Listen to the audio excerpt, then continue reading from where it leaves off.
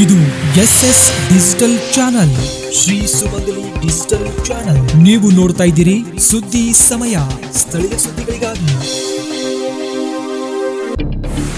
ಸುದ್ದಿ ಸಮಯದ ಪ್ರಾಯೋಜಕರು Mahalakshmi jewellers, gold hub, main road, Kalaburagi.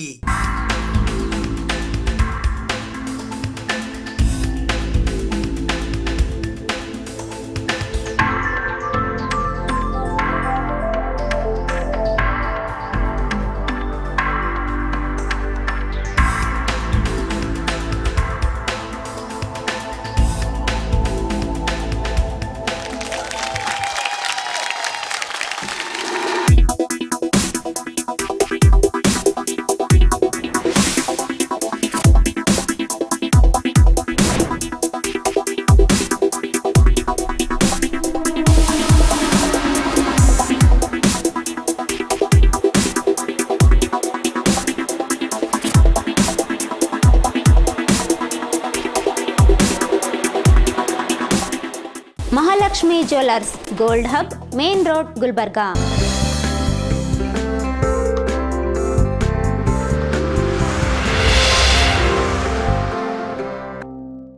ಸುದ್ದಿ ಸಮಯಕ್ಕೆ ಸ್ವಾಗತ. ನಾನು RJ ಮಂಜು ಹಿರೋಳಿ. ಕಲಬುರಗಿ ಜಿಲ್ಲಾ ಉಸ್ತುವಾರಿ ಸಚಿವರಾದ ಪ್ರಿಯಾಂಕ್ ಖರ್ಗೆ ಅವರು ಇಂದು ಬೆಳಿಗ್ಗೆ ಕಲಬುರಗಿ ನಗರದಲ್ಲಿ ಇರುವ ಅವರ ಸ್ವಗೃಹದಲ್ಲಿ ಪ್ರಸ್ತುತ ರಾಜಕೀಯ ವಿದ್ಯಮಾನದ ಕುರಿತು ಪತ್ರಿಕಾಗೋಷ್ಠಿಯನ್ನು ನಡೆಸಿದರು. ಮೋದಿ ಕರ್ನಾಟಕಕ್ಕೆ ಬಂದಾಗಲೆಲ್ಲ ಶಾಡೋ ಸಿಎಂ ಎಂದು ಹೇಳಿಕೆ ನೀಡುವುದನ್ನು ರೂಢಿಸಿಕೊಂಡಿದ್ದಾರೆ. ಆದರೆ ವಾಸ್ತವದಲ್ಲಿ ಕರ್ನಾಟಕದಲ್ಲಿ ಮುಖ್ಯಮಂತ್ರಿ ಸಿದ್ದರಾಮಯ್ಯ, ಉಪಮುಖ್ಯಮಂತ್ರಿ DK ಶಿವಕುಮಾರ್ ಅಂತ ಇದ್ದಾರೆ ಅನ್ನೋದನ್ನ ಏಕೆ ಮರೆಯುತ್ತಾರೆ ಎಂದು ಗ್ರಾಮೀಣಾಭಿವೃದ್ಧಿ ಹಾಗೂ ಪಂಚಾಯತ್ ರಾಜ್ ಖಾತೆ ಸಚಿವರಾದ ಪ್ರಿಯಾಂಕ್ ಖರ್ಗೆ ಹೇಳಿದ್ದಾರೆ. ಅವರು ಕಲಬುರಗಿ ನಗರದಲ್ಲಿ ಇಂದು ಸುದ್ದಿಗಾರರೊಂದಿಗೆ ಮಾತನಾಡಿ ತಮ್ಮ ವೈಫಲ್ಯ ಮುಚ್ಚಿಕೊಳ್ಳಲು ಇಂತಹ ಅಸಂಬದ್ಧ ಹೇಳಿಕೆ ನೀಡುತ್ತಿದ್ದಾರೆ ಎಂದರು. ಮೋದಿ ಗ್ಯಾರಂಟಿ ಟಿವಿಯಲ್ಲಿದೆ, ನಮ್ಮ ಗ್ಯಾರಂಟಿ ಕೈಯಲ್ಲಿದೆ ಎಂದು ಸಚಿವ ಪ್ರಿಯಾಂಕ್ ಖರ್ಗೆ ಹೇಳಿದರು. ವಿಜೇಂದ್ರ ನಾಯಕತ್ವವನ್ನು ಅವರ ಪಕ್ಷದವರೇ ಒಪ್ಪಿಕೊಳ್ಳುತ್ತಿಲ್ಲ. ಕಾಂಗ್ರೆಸ್ಗಿಂತ ಹೆಚ್ಚಿನ ಕುಟುಂಬ ರಾಜಕಾರಣ ಬಿಜೆಪಿಯಲ್ಲಿದೆ. DNA ಟೆಸ್ಟ್ ಮಾಡಿಸಿದರೆ ಯಾರ್ಯಾರು ಯಾರ ಕುಟುಂಬದವರು ಅನ್ನೋದು ಗೊತ್ತಾಗುತ್ತದೆ. ಹಾಗಾಗಿ DNA ಕಿಟ್ ಇಟ್ಟು ಚರ್ಚೆ ಮಾಡೋಣ ಬನ್ನಿ ಎಂದು ಸವಾಲು ಹಾಕಿದರು. ಮೋದಿಯ ಅಲೆಗೆ ಹೆದರಿ ಯಾವೊಬ್ಬ ಸಚಿವರು ಲೋಕಸಭಾ ಚುನಾವಣೆಗೆ ನಿಲ್ಲುತ್ತಿಲ್ಲ ಎಂಬ ವಿಜಯೇಂದ್ರ ಹೇಳಿಕೆಗೆ ಪ್ರತಿಕ್ರಿಯಿಸಿದ ಅವರು, ಇರುವವರೇ ಸಾಕಲ್ಲ, ಸಚಿವರು ಯಾಕೆ ನಿಲ್ಲಬೇಕು, ಸಚಿವರೇ ನಿಲ್ಲಬೇಕು ಅಂತ ಎಲ್ಲಿಯಾದರೂ ಇದೆಯೇ ಎಂದು ಪ್ರಶ್ನಿಸಿದರು. ಈ ಬಾರಿ ಕಾಂಗ್ರೆಸ್ ಪಕ್ಷದಿಂದ ಎಷ್ಟು ಯುವಕರಿಗೆ ಅವಕಾಶ ಮಾಡಿಕೊಟ್ಟಿದ್ದೇವೆ ಅನ್ನೋದನ್ನು ಬಿಜೆಪಿಯವರು ನೋಡಲಿ. ವಿಜಯೇಂದ್ರ ನಾಯಕತ್ವದ ಮೇಲೆ ಅಸಮಾಧಾನ ಇದೆ. ಈ ನಿಟ್ಟಿನಲ್ಲಿ ಗೋ ಬ್ಯಾಕ್ ಅಭಿಯಾನ ಈಗಾಗಲೇ ಶುರುವಾಗಿದೆ ಎಂದರು. ನಿಮ್ಮ ಸ್ವಕ್ಷೇತ್ರದಲ್ಲಿ ಏನಾಗುತ್ತಿದೆಯೋ ಅದನ್ನು ಮೊದಲು ನೋಡಿಕೊಳ್ಳಿ ಎಂದ ಪ್ರಿಯಾಂಕ್ ಖರ್ಗೆ, ನಿಮ್ಮ ಪೂಜ್ಯ ಅಪ್ಪಾಜಿಯವರ ಕ್ಷೇತ್ರದಲ್ಲಿ ಇಷ್ಟರಲ್ಲೇ ಗೋ ಬ್ಯಾಕ್ ಶುರುವಾಗುತ್ತದೆ ಎಂದು ಹೇಳಿದರು. ಈ ಸುದ್ದಿಗೋಷ್ಠಿಯಲ್ಲಿ ಸಚಿವರೊಂದಿಗೆ ಜಿಲ್ಲಾ ಕಾಂಗ್ರೆಸ್ ಸಮಿತಿಯ ಅಧ್ಯಕ್ಷರಾದ ಜಗದೇವ್ ಗುತ್ತೇದಾರ್ ಕಾಳಗಿ ಸೇರಿದಂತೆ ಇತರರು ಉಪಸ್ಥಿತರಿದ್ದರು. ಇವತ್ತು ಮೊಟ್ಟ ಮೊದಲನೇ ಬಾರಿಗೆ ನಮ್ಮ ಕಾಂಗ್ರೆಸ್ ಅಭ್ಯರ್ಥಿಯಾದಂಥ ಶ್ರೀ ರಾಧಾಕೃಷ್ಣ ದೊಡ್ಡಮನಿಯವರು ಕಲಬುರಗಿಗೆ ಆಗಮಿಸ್ತಾ ಇದ್ದಾರೆ. ಇದೇ ನಿಟ್ಟಿನಲ್ಲಿ ಇವತ್ತು ನಮ್ಮ ಗುಲ್ಬರ್ಗ ಗ್ರಾಮೀಣಿನ ಏನು ಬಾರ್ಡರ್ ಇದೆ ಅಲ್ಲಿಂದ ಅವರನ್ನು ನಮ್ಮ ಸ್ಥಳೀಯ ಮುಖಂಡರು ಮತ್ತು ಕೆಲವು ಶಾಸಕರು ಅವರಿಗೆ ಬರಮಾಡಿಕೊಂಡು ನಗರೇಶ್ವರನಲ್ಲಿ ಅಂದರೆ ನಮ್ಮ ಸಿಟಿ ಬಾರ್ಡರ್ ಏನಿದೆ ಅಲ್ಲಿ ಅವರಿಗೆ ಒಂದು ನಮ್ಮ ಸಂಘಟನೆ ಪರವಾಗಿ ಸ್ವಾಗತ ಮಾಡಿ ಸೀದಾ ನಮ್ಮ ಬಸವಣ್ಣ ಅವರ ಸ್ಟ್ಯಾಚ್ಯೂ ಇರ್ಬೋದು, ಮತ್ತು ಬಾಬಾ ಸಾಹೇಬ್ ಅಂಬೇಡ್ಕರ್ ಅವರ ಸ್ಟ್ಯಾಚ್ಯೂ, ಹಾಗೂ ಜಗಜೀವನ್ ರಾಮ್ ಅವರ ಸ್ಟ್ಯಾಚ್ಯೂ, ಮತ್ತು ಸರ್ದಾರ್ ಪಟೇಲ್ ಅವರ ಪುತ್ಥಳಿಗೆ ಅವರು ಹಾರವನ್ನು ಹಾಕಿ, ಅದಾದ ನಂತರ ನಮ್ಮ DCC ಅಂದರೆ ಡಿಸ್ಟ್ರಿಕ್ಟ್ ಕಾಂಗ್ರೆಸ್ ಕಮಿಟಿ ಕಚೇರಿಗೆ ಅವರ ಭೇಟಿ ನೀಡಿ ಎಲ್ಲ ನಮ್ಮ ಕಾರ್ಯ ಭೇಟಿಯಾಗಿ ಮತ್ತು ಮುಂದಿನ ದಿನಗಳಲ್ಲಿ ನಾವು ಯಾವ ರೀತಿ ಪ್ರಚಾರ ಮಾಡಬೇಕು, ಹೇಗೆ ನಾವೆಲ್ಲ ಒಂದು ಒಗ್ಗಟ್ಟು ಎಲ್ಲ ಕಡೆ ಹೋಗಬೇಕು, ಒಂದು ಟೂರ್ ಪ್ಲ್ಯಾನನ್ನು ಅಲ್ಲಿನ ಘೋಷಣೆ ಮಾಡಿ ಅವರು ಕೂಡ ನಮ್ಮ ನಾಯಕರನ್ನ ಭೇಟಿ ಮಾಡಿ ರಾಧಾಕೃಷ್ಣ ಅವರು ಪಕ್ಷದ ಅಧಿಕೃತ ಅಭ್ಯರ್ಥಿಯಾಗಿರೋದಕ್ಕೆ ಅವರು ಕೂಡ ಧನ್ಯವಾದಗಳನ್ನು ಮತ್ತು ನಮ್ಮ ಕಾರ್ಯಕರ್ತರನ್ನ ಭೇಟಿಯಾಗಿ ಅವರಿಗೆ ಅಭಿನಂದನೆ ಸಲ್ಲಿಸಬೇಕಂತ ಅವರು ಇವತ್ತು ಕಾರ್ಯಕ್ರಮವನ್ನು ಹಮ್ಮಿಕೊಂಡಿದೆ. ಸೊ ಪ್ರಚಾರ ನಾಳೆಯಿಂದ ನಾವು ಪ್ರಾರಂಭವನ್ನು ಮಾಡ್ತೀವಿ, ಅಧಿಕೃತ ಪ್ರಚಾರ. ಸರ್ 11 ಬಾರಿ ಗೆದ್ದಂತೆ AICC ಅಧ್ಯಕ್ಷ ಮಲ್ಲಿಕಾರ್ಜುನ ಖರ್ಗೆ ಅವರು ಈ ಬಾರಿ ಸ್ಪರ್ಧೆ ಮಾಡಲಿಲ್ಲ, ಸೋಲಿನ ಭಯದಿಂದ ಸ್ಪರ್ಧೆ ಮಾಡ್ತಾ ಇಲ್ಲ ಅಂತ ಅಶೋಕ್ ಅವರು ಹೇಳ್ತಾರೆ. ಅಶೋಕ್ ಅವರಿಗೆ ಬಹುಶಃ ಅವ್ರಿಗೆ ಕಾಮನ್ ಸೆನ್ಸ್ ಇಲ್ಲ ಅನ್ಸುತ್ತೆ. 50 ವರ್ಷ ಅವರು ಎಲೆಕ್ಟೆಡ್ ಪೊಲಿಟಿಕಲ್ ಲೈಫ್ ಇದೆ, ಅಂದರೆ ಸ್ಪರ್ಧೆ ಮಾಡಿ ಆಮೇಲೆ ಅವರ ಶ್ರಮ ಇರ್ಬೋದು ಅಥವಾ ಅವರ ಒಂದು ಏನು ಕೊಡುಗೆ ಇರ್ಬೋದು ಅಪಾರವಾಗಿದೆ. ಆಮೇಲೆ ಕಾಂಗ್ರೆಸ್ ಪಾರ್ಟಿನಲ್ಲಿ ಅವರು ಇಷ್ಟೆಲ್ಲ ದುಡಿದ ಮೇಲೆ I think he has the right to refuse also. ಆಮೇಲೆ ಅವ್ರ ಮೇಲೆ ಭಾಳ ದೊಡ್ಡ ಜವಾಬ್ದಾರಿ ಇದೆ, ಬರೇ ಕಲಬುರಗಿ ಜವಾಬ್ದಾರಿ ಇಲ್ಲ ಅವ್ರ ಮೇಲೆ, ಕರ್ನಾಟಕದ ಜವಾಬ್ದಾರಿ ಅಲ್ಲ, ಇಡೀ ದೇಶದ ಜವಾಬ್ದಾರಿ ಇದೆ, ಮತ್ತು ಕಾಂಗ್ರೆಸ್ ಪಕ್ಷದ ಜವಾಬ್ದಾರಿ ಇದೆ, ಇಂಡಿಯಾ ಮೈತ್ರಿಕೂಟದ ಜವಾಬ್ದಾರಿ ಇದೆ. ಅವರು ಎಲ್ಲ ಕಡೆ ಹೋಗಬೇಕಾಗುತ್ತೆ. ಆಮೇಲೆ ಹೋದ ಬಾರಿ ಕೂಡ ಅವರು ಚುನಾವಣೆ ನಿಲ್ಲಬೇಕಂತ ಇರಲಿಲ್ಲ. ಹೋದ ಬಾರಿ ನಮ್ಮ ಶ್ರೀಮತಿ ಸೋನಿಯಾ ಗಾಂಧಿಯವರು ಮತ್ತು ಮನಮೋಹನ್ ಸಿಂಗ್ ಸಾಹೇಬರು ಒತ್ತಡ ಮಾಡಿದ್ದಕ್ಕೆ ನಿಂತಿದ್ದು. ಸೊ ಅದರಿಂದ BJP ಅವರಿಗೆ ಹೇಳಿ ಕೇಳಿ ನಿಲ್ಲುವ ಪರಿಸ್ಥಿತಿ ನಮಗೆ ಬಂದಿಲ್ಲ. ನಮಗೆ ಅಡ್ವೈಸ್ ಮಾಡೋದು ಬಿಟ್ಟು ಅಶೋಕ್ ಅವರು ಸ್ವಲ್ಪ ದಯವಿಟ್ಟು ನಿಮ್ಮ ಪಕ್ಷದಲ್ಲಿ ಏನು ನಡೀತಾ ಇದೆ ಅದ್ರ ಬಗ್ಗೆ ಗಮನ ಕೊಟ್ಟು ಅಲ್ಲಿ ನಿಮ್ಮ ಅಡ್ವೈಸನ್ನು ಕೊಡಿ. ಈಶ್ವರಪ್ಪ ಅವರಿರ್ಬೋದು, ಸದಾನಂದ ಗೌಡರು ಇರ್ಬೋದು, ಅನಂತಕುಮಾರ್ ಹೆಗಡೆಯರಿರ್ಬೋದು, ಇವರೆಲ್ಲರೂ ಏನು ಹೇಳ್ತಾ ಇದ್ದಾರೆ ಅಂದರೆ ನಿಮ್ಮ ಪಕ್ಷ ಒಂದು ಕುಟುಂಬದ ಹಿಡಿತದಲ್ಲಿದೆ, ಶುದ್ಧೀಕರಣ ಮಾಡಬೇಕಾಗಿದ್ದೆ, ಈ ಪಕ್ಷದಿಂದ ಹೊರಗೆ ಬಂದು ಮತ್ತೊಮ್ಮೆ BJP ಕಟ್ಟಬೇಕಾಗಿದೆ, ಆ ಪರಿಸ್ಥಿತಿ ಬಂದಿದೆ ಅಂತ ಹೇಳ್ತಾ ಇದ್ದಾರೆ. CT ರವಿ ಅವರು, ಬಸವರಾಜ್ ಪಾಟೀಲ್ ಯತ್ನಾಳ್ ಅವರು ಎಲ್ಲ ಏನು ಹೇಳ್ತಾ ಇದ್ದಾರೆ ಅಂದರೆ, ಮತ್ತು ನಿಮ್ಮ ಪ್ರತಾಪ್ ಸಿಂಹ ಅವರು, ಈ ಪಕ್ಷದಲ್ಲಿ ಯಾರು ಹಿಂದುತ್ವ ಪರವಾಗಿ ಹೋರಾಟ ಮಾಡ್ತಾರೆ ಅವರಿಗೆ ಕವಡೆ ಕಾಸು ಕೀಮತ್ತಿಲ್ಲ ಅಂತ ನಿಮ್ಮ ಪಕ್ಷದವ್ರು ಹೇಳ್ತಾ ಇದ್ದಾರೆ. Go back Sudhakar, go back Shobha, ಇವೆಲ್ಲನೂ ಕೂಡ ನಿಮ್ಮ ಪಕ್ಷದಲ್ಲಿ ನಡೀತಾ ಇರೋದು, ನಮ್ಮ ಪಕ್ಷದಲ್ಲಲ್ಲ. ನಿಮ್ಮ ಮೈತ್ರಿ ಪಾರ್ಟ್ನರ್ ಯಾರಿದ್ದಾರೆ JDS ಅವರು ನಾರಾಜಾಗಿ ಕುಂತಿದ್ದಾರೆ. ಅವರಿಗೆ ಹೆಚ್ಚು ಸೀಟ್ ಬೇಕಾಗಿತ್ತು, ಮೋದಿಯವ್ರು ಬಂದಾಗ ನಮಗೆ ಕರೆಯೋದಿಲ್ಲ, ಮಾಡೋದಿಲ್ಲ. ನಿಮ್ಮ ಸಂಸಾರದಲ್ಲಿ ಬಿರುಕುಟ್ಟಿದೆ, ಫಸ್ಟ್ ಅದನ್ನು ನೋಡ್ಕೊಳ್ಳಿ. ಇದನ್ನು ಹೇಗೆ ಪರಿಹರಿಸ್ತೀರಾ ಅದು ಫಸ್ಟು ನಿಮ್ಮ ಪಕ್ಷದವ್ರಿಗೆ ಹೇಳಿ. ನಮ್ಮ ಪಕ್ಷದ ವಿಚಾರದ ಬಗ್ಗೆ ಇರ್ಬೋದು, ಖರ್ಗೆ ಸಾಹೇಬ್ರ ವಿಚಾರದ ಬಗ್ಗೆ ಇರ್ಬೋದು, ಸಿದ್ದರಾಮಯ್ಯನವ್ರ ವಿಚಾರ ಬಗ್ಗೆ ಇರ್ಬೋದು, DK ಶಿವಕುಮಾರ್ ಅವ್ರ ವಿಚಾರದ ಬಗ್ಗೆ ಇರ್ಬೋದು, ಇದ್ರ ಬಗ್ಗೆ ತೊಗೊಂಡು ನಿಮಗೇನು ಮಾಡೋದಿದೆ? ಫಸ್ಟು ನಿಮ್ಮ ಸಂಸಾರವನ್ನು ಕಟ್ಟೋದು ಕಲೀರಿ. ಬೇರೆಯವ್ರ ಸಂಸಾರದಲ್ಲಿ ಯಾವಾಗಲೂ ಹಿಂಡದೇ ಆಗಿದೆ ಇವ್ರದ್ದು BJP ಅವ್ರದ್ದು. ಈಗಲೂ ಕೂಡ ಈ ಚುನಾವಣೆ ಕಾಂಗ್ರೆಸ್ ಹೆಸರು ಹೇಳ್ಕೊಂಡೇ ಮಾಡ್ತಾ ಇರೋದ್ರಿಂದ 10 ವರ್ಷ ಇವ್ರೇನು ಮಾಡಿದ್ದಾರೆ ಅಂತ ಹೇಳೋಕ್ಕೆ ಅವರಿಗೆ ಏನೂ ಇಲ್ಲ. ಸೊ ಅದಕ್ಕೆ ಇವೆಲ್ಲ ನಡೀತದೆ. ಇನ್ನು ಚುನಾವಣೆ ಕಾವೇರ್ತಿದ್ದಂಗೆ ಇನ್ನು ಪರ್ಸ್ನಲ್ ಅಟ್ಯಾಕ್ಸೇ ಮಾಡ್ತಾರೆ, ಇನ್ನೇನು ಮಾಡೋಕ್ಕೆ ಗೊತ್ತಿದೆ. BJP ಅವರಿಗೆ ವೈಯಕ್ತಿಕವಾಗಿ ಟೀಕೆ ಮಾಡೋದು ಬಿಟ್ಟರೆ ಬೇರೆದೇನಾದರೂ ಗೊತ್ತಿದೆಯಾ? ಅವ್ರ ಸಾಧನೆ ಇದೆಯಾ ಮೋದಿ ಅವ್ರದ್ದು? 10 ವರ್ಷದ ಆಯಿತು, 10 ವರ್ಷ ಆದಮೇಲೆ 10 ವರ್ಷ ಆದರೂ ಕೂಡ ಇನ್ನೂ ಕೂಡ ಬರೀ ದೇವ್ರ ಹೆಸರಲ್ಲೇ ಚುನಾವಣೆ ಮಾಡ್ತಾರೆ, ಧರ್ಮದ ಹೆಸರಲ್ಲೇ ಚುನಾವಣೆ ಮಾಡ್ತಾರೆ, ಹೊರತು ಅವರು ಸಾಧನೆ ಮೇಲೆ ಚುನಾವಣೆ ಮಾಡಲ್ಲ.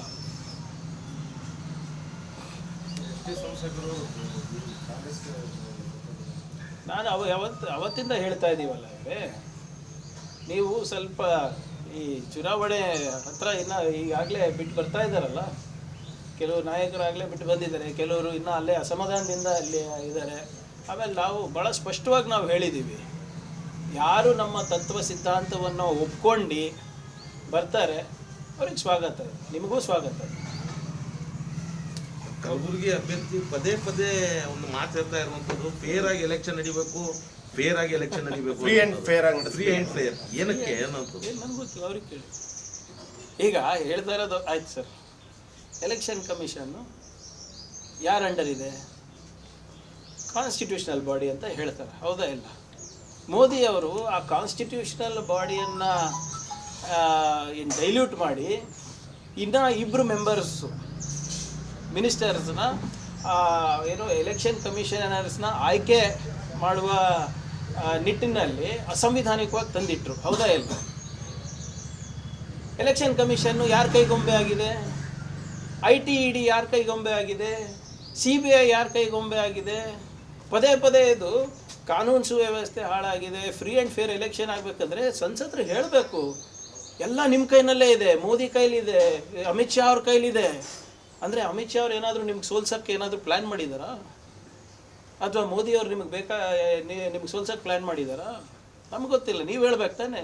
ಪೊಲೀಸರು ಮಾಡ್ಕೊತಾರೆ ಅಂತ ಸಾರಿ ಅವರಿಗೆ ನೋಡಿ, ಬಹುಶಃ ಅವ್ರಿಗೆ ನಾನು ಅದಕ್ಕೆ ಹೇಳೋದು, ಇವ್ರು ಸುಮ್ಮನೆ ನೀವು ಬರೀ ನನಗೆ ಪ್ರಶ್ನೆ ಕೇಳ್ತೀರ, ಅವ್ರಿಗೆ ಪ್ರಶ್ನೆ ಕೇಳೋದಿಲ್ಲ.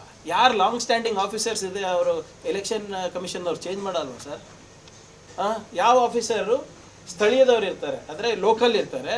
ಯಾರು ಆಫೀಸರ್ಸು ಮೋರ್ ದೆನ್ 2 years ಇರ್ಬೋದು, 5 years ಇರ್ಬೋದು, ಅವರಿಗೆ ಚೇಂಜ್ ಮಾಡ್ತಾರೆ. ಅದು ಅಷ್ಟೂ ಕಾಮನ್ ಸೆನ್ಸ್ ಇಲ್ವಾ ಅವರಿಗೆ? ಕಲಬುರಗಿಯ ಅಭಿವೃದ್ಧಿಯ ಬಗ್ಗೆ ಬಹಿರಂಗ ಚರ್ಚೆಗೆ ಸಿದ್ಧ ಎಂದು ಸಂಸದರಾದ ಡಾಕ್ಟರ್ ಉಮೇಶ್ ಜಾಧವ್ ಅವರು ಕಾಂಗ್ರೆಸ್ ಪಕ್ಷಕ್ಕೆ ಬಹಿರಂಗ ಸವಾಲು ಹಾಕಿದ್ದಾರೆ. ಕಳೆದ 5 ವರ್ಷಗಳಲ್ಲಿ ಯಾವೆಲ್ಲ ಅಭಿವೃದ್ಧಿ ಸಾಧಿಸಲಾಗಿದೆ ಎಂಬುದಕ್ಕೆ ಕಾಂಗ್ರೆಸ್ ಅಭ್ಯರ್ಥಿ ಚರ್ಚೆಗೆ ಬಂದರೆ ತಾನು ಸಿದ್ಧ ಎಂದು ಸಂಸದರಾದ ಡಾಕ್ಟರ್ ಉಮೇಶ್ ಜಾಧವ್ ಅವರು ಬಹಿರಂಗ ಸವಾಲೆಸೆದಿದ್ದಾರೆ. ಅವರು ಕಲಬುರಗಿಯಲ್ಲಿ ನೂತನವಾಗಿ ನಿರ್ಮಾಣಗೊಂಡ ಜಿಲ್ಲಾ ಬಿಜೆಪಿ ಕಾರ್ಯಾಲಯದ ವಾಸ್ತುಪೂಜಾ ಕಾರ್ಯಕ್ರಮದ ನಂತರ ಕಾರ್ಯಕರ್ತರ ಸಭೆಯನ್ನ ಉದ್ದೇಶಿಸಿ ಮಾತನಾಡಿದರು. 5 ವರ್ಷಗಳಲ್ಲಿ ಕೈಗೊಂಡ ಸಾಧನೆಗಳು ಕಣ್ಣಿಗೆ ಕಾಣುತ್ತಿದ್ದರೂ ಕಾಂಗ್ರೆಸ್ ಮಾತ್ರ ಕಣ್ಣು ಮುಚ್ಚಿಕೊಂಡಿದೆ. ಪ್ರಗತಿ ವಿರೋಧಿ ಕಾಂಗ್ರೆಸ್ ಪಕ್ಷವು ಈ ಭಾಗಕ್ಕೆ ಹಿಂದುಳಿದಿರುವಿಕೆಯ ಶಾಶ್ವತ ಹಣೆಪಟ್ಟಿ ಕಟ್ಟಿ ತನ್ನ ರಾಜಕೀಯ ಲಾಭ ಮಾಡುತ್ತಿದೆ. ಈ ಭಾಗ ಮುಂದುವರೆದರೆ ಕಾಂಗ್ರೆಸ್ನ ಬೆಳೆ ಬೇಯೋದಿಲ್ಲ. ಅಭಿವೃದ್ಧಿಯ ಹರಿಕಾರ ಪ್ರಧಾನಮಂತ್ರಿ ನರೇಂದ್ರ ಮೋದಿ ಅವರಿಂದ ಕಲಬುರಗಿಗೆ ಸ್ವಾತಂತ್ರ್ಯ ನಂತರ ಸಿಗದ ಸೌಲಭ್ಯಗಳು ದೊರಕಲು ಆರಂಭವಾಗಿದೆ. ಈ ಬಗ್ಗೆ ಕಾಂಗ್ರೆಸ್ನವರಿಗೆ ತಾಕತ್ತಿದ್ದರೆ ಬಹಿರಂಗ ಚರ್ಚೆಗೆ ಬರಲಿ ಎಂದು ಸವಾಲೆಸೆದರು. ಕೊರೋನಾ ಪಿಡುಗಿನ ವೇಳೆ ಕಾಂಗ್ರೆಸ್ ಮೋದಿ ಕೆಲಸ ಟೀಕಿಸುವುದನ್ನ ಬಿಟ್ಟು ಏನೂ ಮಾಡಿಲ್ಲ. ಆ ವೇಳೆ ಕಾಂಗ್ರೆಸ್ ಪಕ್ಷ ನಾಪತ್ತೆಯಾಗಿತ್ತು. ಜೀವಹಾನಿ, ಅಸ್ವಸ್ಥತೆಯ ವೇಳೆ ಬೀದಿಯಲ್ಲಿ ನಿಂತು ಬಿಜೆಪಿ ಸೇವೆ ಮಾಡಿದ್ದು ಜನರ ಮನಸ್ಸಿನಲ್ಲಿದೆ. ನಿರುದ್ಯೋಗ ನಿವಾರಣೆಗೆ 10,000 ಕೋಟಿ ರೂಪಾಯಿ ವೆಚ್ಚದ ಮೆಗಾ ಜವಳಿ ಪಾರ್ಕ್ ಮೂಲಕ 1 ಲಕ್ಷ ನೇರ ಮತ್ತು 2 ಲಕ್ಷ ಪರೋಕ್ಷ ಉದ್ಯೋಗ ಲಭಿಸಲಿದೆ. ಸ್ವಾತಂತ್ರ್ಯ ಬಂದ ಮೇಲೆ ಮೊಟ್ಟ ಮೊದಲ ಬಾರಿಗೆ ವಂದೇ ಭಾರತ್ ಸೇರಿದಂತೆ 2 ರೈಲುಗಳು ಕಲಬುರಗಿ ಬೆಂಗಳೂರು ಮಧ್ಯೆ ಸಂಚಾರ ಆರಂಭಿಸಿವೆ. ಅಮೃತ ಭಾರತ ಯೋಜನೆಯ ಅಡಿಯಲ್ಲಿ ವಾಡಿ, ಶಹಾಬಾದ್, ಕಲಬುರಗಿ ಮತ್ತು ಸ್ಟೇಷನ್ ಗಾಣಗಾಪುರ್ ರೈಲು ನಿಲ್ದಾಣಗಳ ಅಭಿವೃದ್ಧಿ, ಇಎಸ್ಐ, ಜಿಮ್ಸ್ ಆಸ್ಪತ್ರೆಗಳಲ್ಲಿ ಸ್ನಾತಕೋತ್ತರ ಸೀಟು ಹೆಚ್ಚಳ ಸೇರಿದಂತೆ ಹಲವು ಕೆಲಸಗಳಾಗಿದ್ದರೂ ಅದನ್ನು ಸಹಿಸಲಾರದೆ ಆರೋಪ ಮಾಡಿದರು ಪ್ರಬುದ್ಧ ಮತದಾರರಿಗೆ ಕಾಂಗ್ರೆಸ್ಸಿನ ರಾಜಕೀಯ ಕುತಂತ್ರ ಮನವರಿಕೆಯಾಗಿದೆ. ಕಾಂಗ್ರೆಸ್ಗೆ ಧೈರ್ಯವಿದ್ದರೆ ಬಹಿರಂಗ ಚರ್ಚೆಗೂ ಸದಾ ಸಿದ್ಧ. ಹೊರತು ಡಕೋಟಾ ವಂದೇ ಭಾರತ್ ಎಕ್ಸ್ಪ್ರೆಸ್ ಅಭಿವೃದ್ಧಿ ಶೂನ್ಯ ಎಂಬ ಕ್ಷುಲ್ಲಕ ಹೇಳಿಕೆ ಕೊಟ್ಟು ಜನರನ್ನು ತಪ್ಪು ಹಾದಿಗೆ ಎಳೆಯಬೇಡಿ. ಈ ಚುನಾವಣೆಯಲ್ಲಿ ಕಾಂಗ್ರೆಸ್ ಕಲಬುರಗಿಯಲ್ಲಿ ಹೀನಾಯ ಸೋಲು ಅನುಭವಿಸಲಿದೆ. ಬಿಜೆಪಿ ಕಾರ್ಯಕರ್ತರು ಮುಂದಿನ ದಿನಗಳಲ್ಲಿ ಸಮರೋಪಾದಿ ರೀತಿ ಕೆಲಸ ಮಾಡಿ ಮತ್ತೊಮ್ಮೆ ಮೋದಿಯವರನ್ನು ಪ್ರಧಾನಿ ಮಾಡಲು ಹಾಗೂ ರಾಷ್ಟ್ರ ರಾಜಕಾರಣದಲ್ಲಿ ಬಹುಮುಖ್ಯವಾದ ಕಲಬುರಗಿ ಕ್ಷೇತ್ರದ ಗೆಲುವಿಗೆ ಪಣ ತೊಡಬೇಕು ಎಂದರು. ಎದುರಾಳಿ ಯಾರೇ ಇರಲಿ ನಮ್ಮ ಗುರಿ ಸ್ಪಷ್ಟ ಎಂದು ಜಾಧವ್ ಹೇಳಿದರು. ಅತ್ಯಾಕರ್ಷಕವಾಗಿ ನಿರ್ಮಿಸಿದ ಬಿಜೆಪಿ ಕಾರ್ಯಾಲಯವು ಕಾರ್ಯಕರ್ತರಲ್ಲಿ ಸಂತಸ ಮೂಡಿಸಿದೆ ಎಂದರು. ಕಲಬುರಗಿ ಪ್ರತಿಷ್ಠೆಯ ಕಣವಾಗಿರುವುದರಿಂದ ಬಿಜೆಪಿ ಕಾರ್ಯಕರ್ತರು ಹೊಣೆಗಾರಿಕೆಯಿಂದ ಈ ಕ್ಷೇತ್ರವನ್ನು ಬಿಜೆಪಿಯ ತೆಕ್ಕೆಗೆ ತರುವ ಗುರುತರ ಜವಾಬ್ದಾರಿ ಇದೆ. ಇದರ ಸಾರಥ್ಯವನ್ನು ಕಲಬುರಗಿ ಗ್ರಾಮೀಣ ಅಧ್ಯಕ್ಷರು ಮತ್ತು ನಗರ ಅಧ್ಯಕ್ಷರು ವಹಿಸಿ ಮುನ್ನಡೆಸಲಿದ್ದಾರೆ ಎಂದು ನಿಯೋಜಿತ ಬಿಜೆಪಿ ಅಭ್ಯರ್ಥಿ ಡಾಕ್ಟರ್ ಉಮೇಶ್ ಜಾಧವ್ ಹೇಳಿದರು.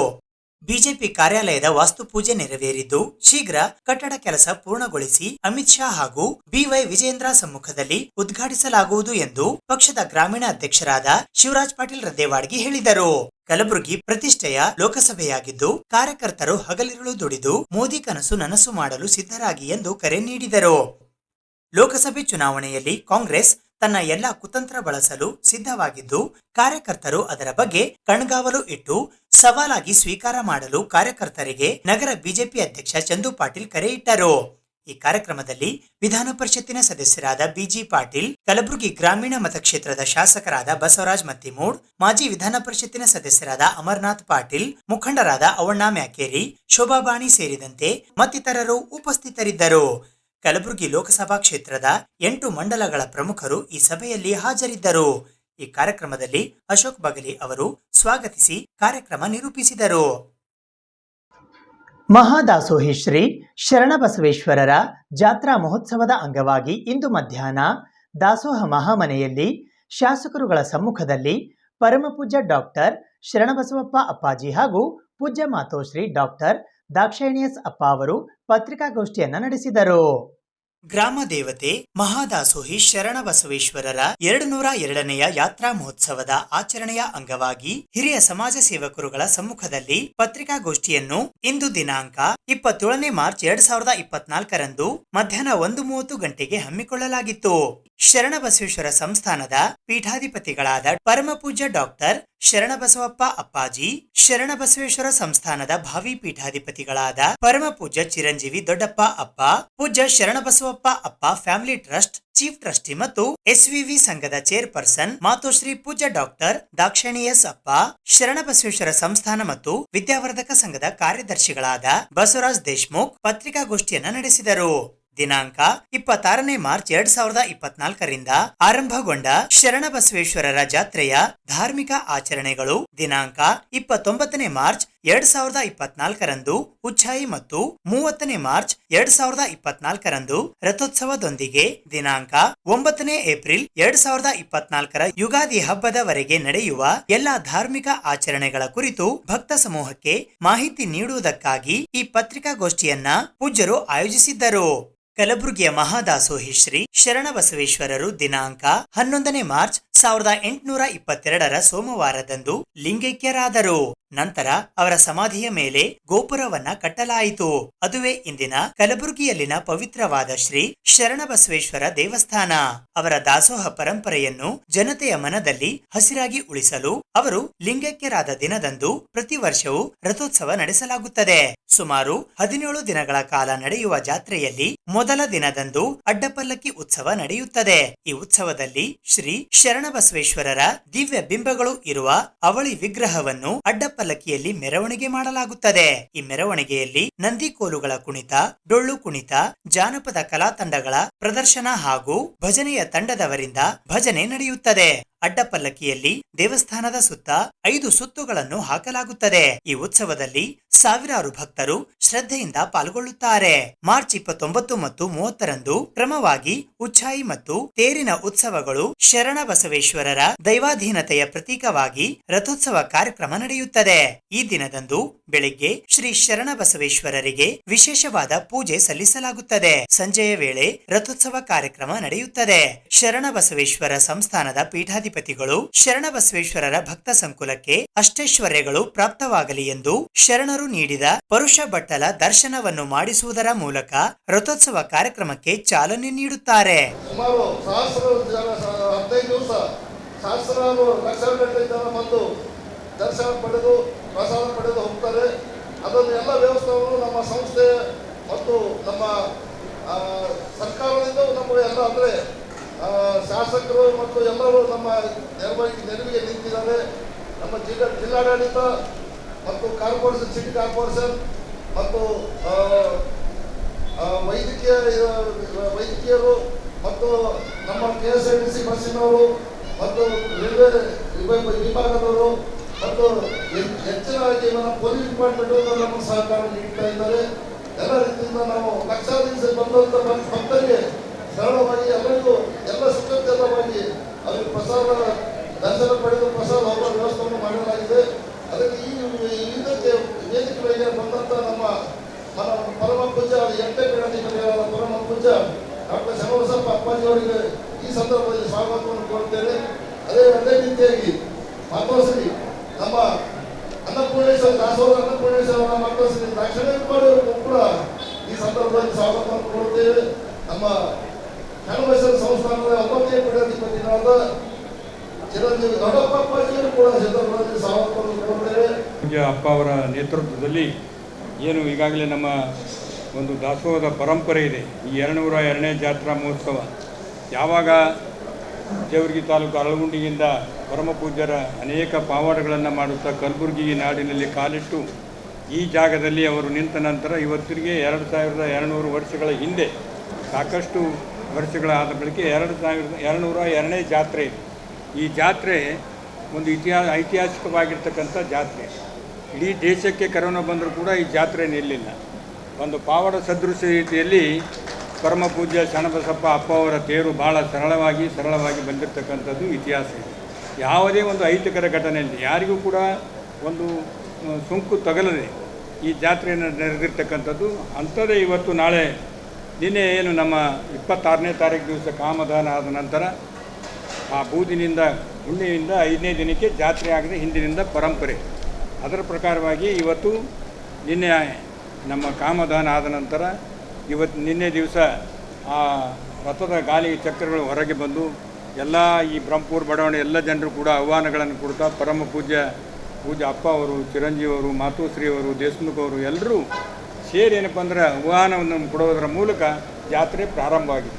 ಇದು 9ನೇ ತಾರೀಕು, ಮುಂದಿನ ತಿಂಗಳು 9ನೇ ತಾರೀಕಿನವರೆಗೂ ಈ ಕಾರ್ಯಕ್ರಮ ನಡೀತಾ ಇರ್ತದೆ. ಯುಗಾದಿಗೆ ಕೊನೆಗೆ ಆಗ್ತದೆ.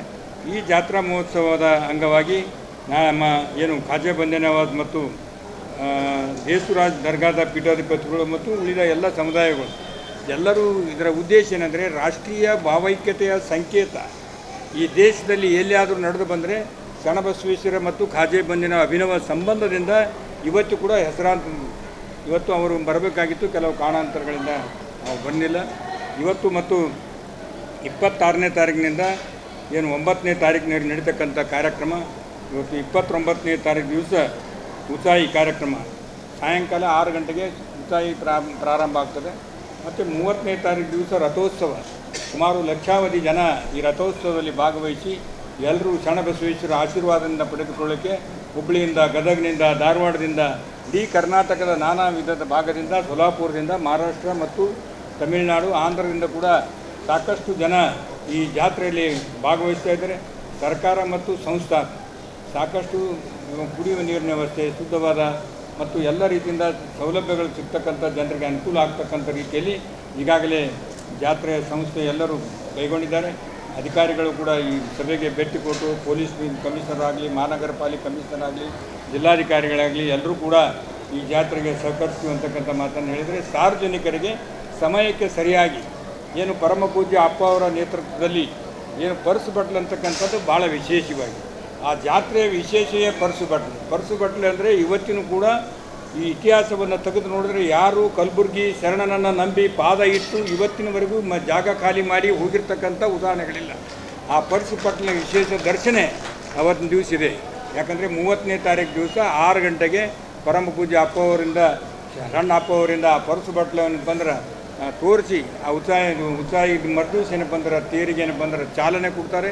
ಆ ಚಾಲನೆ ಕೊಡ್ತಕ್ಕಂಥ ಸಂದರ್ಭದಲ್ಲಿ ಇವತ್ತು ಎಲ್ಲರಿಗೂ ತಮ್ಮ ಮೂಲಕ, ಮಾಧ್ಯಮದ ಮೂಲಕ ಸಾರ್ವಜನಿಕರಿಗೆ ಎಲ್ಲರಿಗೂ ಕೂಡ ಮಾಹಿತಿ ಹೋಗಲಿ ಅಂತಕ್ಕಂಥ ಉದ್ದೇಶದಿಂದ ಇವತ್ತು ಪತ್ರಿಕೆಗೋಷ್ಠಿ ಎಲ್ಲ ಸಮಾಜದ ಮುಖಂಡರು, ತಿಪ್ಪಣ್ಣಪ್ಪ ಕಮ್ಮಕ್ನೂರು ವಿಧಾನ ಪರಿಷತ್ ಸದಸ್ಯರಾಗಿದ್ದಾರೆ, ನಮ್ಮ ಖನಿಜಾ ಪಾಟೀಲ್ ಮೇಡಮ್ ಶಾಸಕರು ಉತ್ತರ ಮತಕ್ಷೇತ್ರದವರು, ಮತ್ತು ನಮ್ಮ DG ಸಾಗರ್ ಅವರು DSS ಸಂಘದ ಸಂಚಾಲಕರು, ಅರುಣಕುಮಾರ್ ಪಾಟೀಲ್ರು ಸುಳ್ಳದವರು, ನಮ್ಮ ಸುಂಟಾಣವರು ಮತ್ತು ಕಾರ್ಯದರ್ಶಿಗಳ ದೇಶಮುಖ್ರವರು, ಅನೇಕ ಜನ ನಮ್ಮ ಶ್ರೀಮಂತ ಉದ್ನೂರವರು ಎಲ್ಲ ಮುಖಂಡರು ಕೂಡ ಇದರಲ್ಲಿ ಭಾಗವಹಿಸಿದ್ದಾರೆ. शहर गुलबर्गा शहर शरण बसवेश्वर और हमारे खाजा बंदना और देसूदास का शहर है.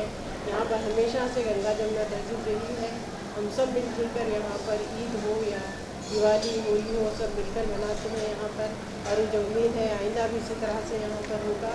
मैं अप्पा जी को ये 202 पुण्यतिथि कि जो मनाया जा रहा है 29 मार्च से, मैं अप्पा जी को, अव्वा जी को बहुत बहुत मुबारकबाद देती हूँ और तमाम लोगों को जो इसमें भाग लेते हैं मुबारकबाद देती हूँ. यहाँ पर कई लोग कई शहरों से यहाँ पर लोग आते हैं, अपने इतिहाद के साथ आकर यहाँ पर पूजा करते हैं. अभी रोज़ भी यहाँ पर होती है पूजा, लेकिन जो ये यात्रा होती है इसमें काफ़ी लोग, कई लोग जगहों से आते हैं यहाँ पर. और मैं इसके लिए आप सबको मुबारकबाद देती हूँ. जो भी इसमें शरीक है उन सबको मैं दिली मुबारकबाद देती हूँ. ಒಂದು ಸಲ ಪರ್ಸ್ ಬಟ್ಲು ಒಂದು ವರ್ಷ ಒಂದು ಸಲ ಅಪ್ಪ ಅವರು ತೋರಿಸಿದ್ರಂದ್ರೆ ಮಳೆ ಬೆಳೆ ಚೆನ್ನಾಗಿ ಬರಲಿ, ಈ ಭಾಗದಲ್ಲಿ ಯಾವುದೇ ರೋಗ ರುಜಿ ಬರಬಾರ್ದು, ಬಡವರು, ದಲಿತರು, ಹಿಂದುಳು ಎಲ್ಲ ವರ್ಗದವರಿಗೆ ಸಾಮಾಜಿಕ ನ್ಯಾಯ ಸಿಗಲಿ, ಯಾವುದೇ ಕಷ್ಟ ಕಾರ್ಪಣ್ಯಗಳು ಈ ಭಾಗದಲ್ಲಿ ಬರಬಾರ್ದು ಅಂತೇಳಿ ತೋರಿಸ್ತಕ್ಕಂಥದ್ದೇ ಸಂಕೇತ. ಅದು ಪರ್ಸ್ ಬಟ್ಟಲ್ದು. ಅದು ವರ್ಷಕ್ಕೆ ಒಂದು ಸಲ ಮಾತ್ರ ತೋರಿಸ್ತಾರೆ. ಅವರಿಗೆ ಪವಾಡದ ಮೂಲಕ ಭಾರತ ದೇಶದಲ್ಲಿ ಪಾರ್ಲಿಮೆಂಟ್ ಮುಂದೆ ಜಗಜ್ಯೋತಿ ಬಸವೇಶ್ವರವರ ಮೂರ್ತಿಯನ್ನು ಅನಾವರಣೆ ಮಾಡಿ ರಾಷ್ಟ್ರಪತಿ ಮತ್ತು ಪ್ರಧಾನಮಂತ್ರಿಯಿಂದ ಆ ಭಾವಚಿತ್ರವನ್ನು ಅನಾವರಣೆ ಮಾಡಿಸ್ತಕ್ಕಂಥ ಶ್ರೇಯಸ್ಸು ಇಡೀ ಭಾರತ ದೇಶದಲ್ಲಿ ಯಾರಿಗಾದ್ರು ಸಲ್ತಂದ್ರೆ ಕಲಬುರಗಿ ಶರಣಬಸವೇಶ್ವರ ಸಂಸ್ಥಾನ, ಅದು ಶರಣಬಸಪ್ಪನವರಿಗೆ ಸಲ್ತದೆ. ಪ್ರತಿ ವರ್ಷದಂತೆ ಲಕ್ಷಾನುಗಟ್ಟಲೆ ಜನ ಅವತ್ತಿನ ದಿವಸ ಉಪವಾಸ ಇರ್ತಾರೆ.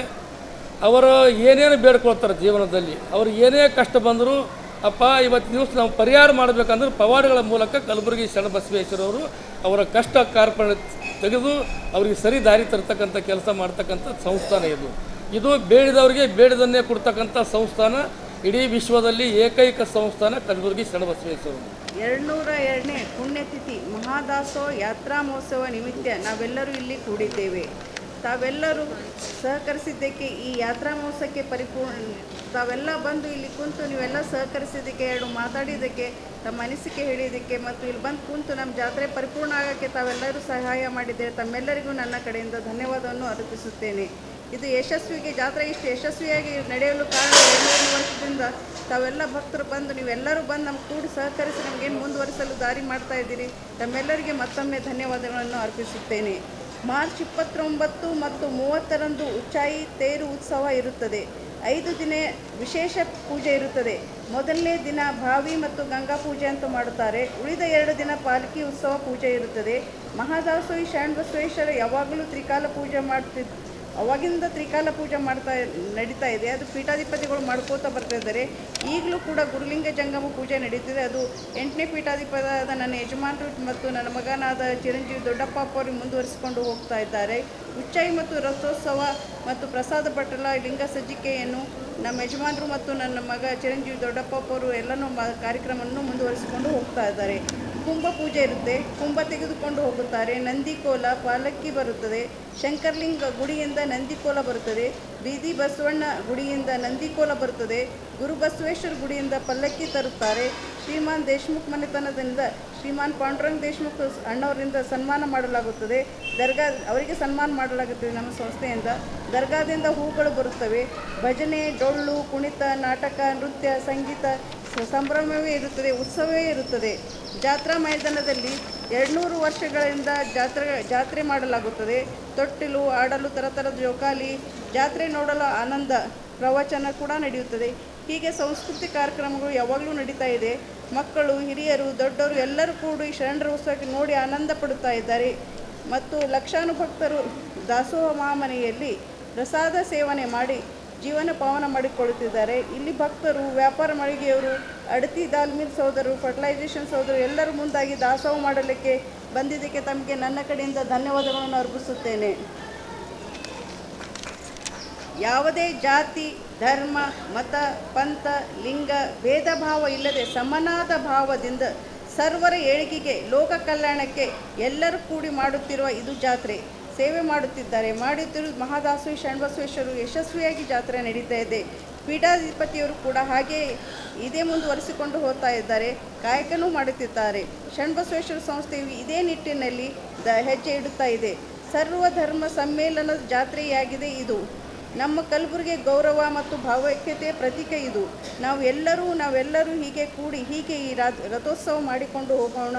ಕಲಬುರಗಿಯಲ್ಲಿ ಇತಿಹಾಸ ಮಾಡೋಣ. ಕಲಬುರಗಿ ಹೆಸರು ಬೆಳೆಸೋಣ. ಕಲಬುರಗಿಯಲ್ಲಿ 3 ಕಣ್ಣುಗಳಿದೆ. ಬುದ್ಧ ವಿಹಾರ, ದರ್ಗಾ, ಶರಣಬಸವೇಶ್ವರ ಸಂಸ್ಥಾನ. ಹೀಗೆ 3 ಕಣ್ಣುಗಳಿಂದ ಕೂಡಿದೆ. ಇಲ್ಲಿ ಭಾವೈಕ್ಯ ಪ್ರತೀಕವಾಗಿ ಜಾತ್ರೆ ನಡೀತಾ ಇದೆ ಅಂತ ಹೇಳಲು ನಮಗೆ ಆನಂದವಾಗುತ್ತದೆ. ತಾವೆಲ್ಲರೂ ಬಂದು ನಮಗೆ ಸಹಕರಿಸಿದ್ದಕ್ಕೆ ನಮ್ಮೆಲ್ಲರಿಗೂ ಧನ್ಯವಾದವನ್ನು ಅರ್ಪಿಸುತ್ತೇನೆ. ಧನ್ಯವಾದಗಳು. Myself, Komal Dr. Shanbasappa Appaji, heartily invite you to the 202nd Sharanabasveshwara Jatra Mahotsav. Mahadasohi Sharanabasveshwara's death anniversary is celebrated as Jatra Mahotsav. Lord Sharanabasveshwara began the practice of Dasoha culture in the Kalaburgi region, which is continued even today without break. Lord Sharanabasveshwara believed in Dasoham, which is Sanskrit word means that I am Sevak of God. With the belief of Dasoham, Lord Sharanabasveshwara led his entire life and he became from ordinary person to a Mahadasohi. In Sharanabasveshwara Samsthana, Annadasoha and Jnanadasoha is practiced for the past more than 2 centuries. This practice is followed with religious fervor by all the Pithadipatis of the Samsthana. Infinite number of devotees were getting blessing from Lord Sharanabasveshwara and thousands of people get their hunger for food and knowledge in the Samsthana. For spreading the Jnanadasoha, 7th Pithadipati Pujya Dodappa Appaji sowed the seed of knowledge by starting educational institution, and 8th Peethadipati Vidya Bhandari Dr. Shanbasappa Appaji nourished this effect of his institution by furthering the scope of spreading the wings of knowledge by opening more numbers of colleges and starting the first ever private university in the entire Kalyana Karnataka. The benefits of extending this knowledge has started bearing fruit with thousands of students who had education in the institution run by the Sangha, were now working as captains of industries both within and outside the country. Samasthana and the Peethadipatis, who were guiding force behind all these activities, always believed in motto of service to humanity is service to God. धन्यवाद। शरणार्थी महादासोही शरण बसवेश्वर की 202 पुण्य स्मरणार्थ यात्रा महोत्सव है। शिवानी पूज्य डॉक्टर शरण बसवप्पा अप्पा मैं आप सभी को स्वागत करना चाहती हूँ। महादासोही शरण बसव दासोह तत्व के ऊपर विश्वास करते थे। दासोह का अर्थ है दास्ता की भावना से दिया गया दान। दासोही शरण बसव दासोह करते करते महादासोही हो गए। शरण बसवेश्वर संस्थान अन्न दासोह के साथ साथ ज्ञान भी देते आए हैं। शरण बसवेश्वर विद्यावर्धक संघ से बहुत प्रसिद्ध है। पूज्य लिंगैक्य दोड्डप्पा अप्पा ज्ञान के एक बीज उगाए थे और विद्या भंडारी डॉक्टर शरण बसवप्पा अप्पा बीज को एक विशाल वृक्ष बना चुके हैं। एक महिला शाला से आरंभ होकर आज एक विश्वविद्यालय तक बढ़ गया है। लाखों विद्यार्थी ज्ञान प्राप्त करके बड़े बड़े पद पर राष्ट्रीय और अंतर्राष्ट्रीय स्तर पर काम कर रहे हैं और आज लाखों लोगों को शरण बसवेश्वर विद्यावर्धक संघ कल्पवृक्ष और कामधेनु बन गया है। ये सब शरण बसवेश्वर की कृपा से हुआ है। दासोह में लाखों लोग प्रसाद से जीवन पावन करते हैं। शरण बसवेश्वर यात्रा को लाखों लोग दर्शन करके आशीर्वाद पाकर आनंद होते हैं। धन्यवाद। शरणु शरणार्थी महादासोही शरण बसवेश्वर को पुण्य स्मरण 202 जात्रा महोत्सव की हार्दिक शुभकामनाएं। आप सब इस महोत्सव में भाग ले और महादासोही शरण बसवेश्वर की कृपा आशीर्वाद पाए। धन्यवाद।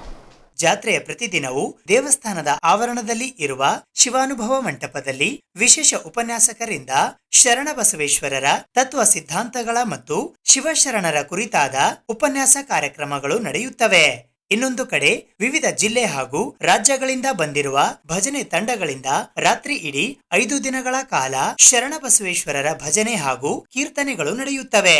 ಈ ಜಾತ್ರೆಯಲ್ಲಿ ಸಿಹಿ ತಿಂಡಿ, ಬಳೆ, ಮಕ್ಕಳ ಆಟಿಕೆ ಹಾಗೂ ಇನ್ನು ಹಲವಾರು ಬಗೆಯ ಮಳಿಗೆಗಳನ್ನು ಹಾಕುತ್ತಾರೆ.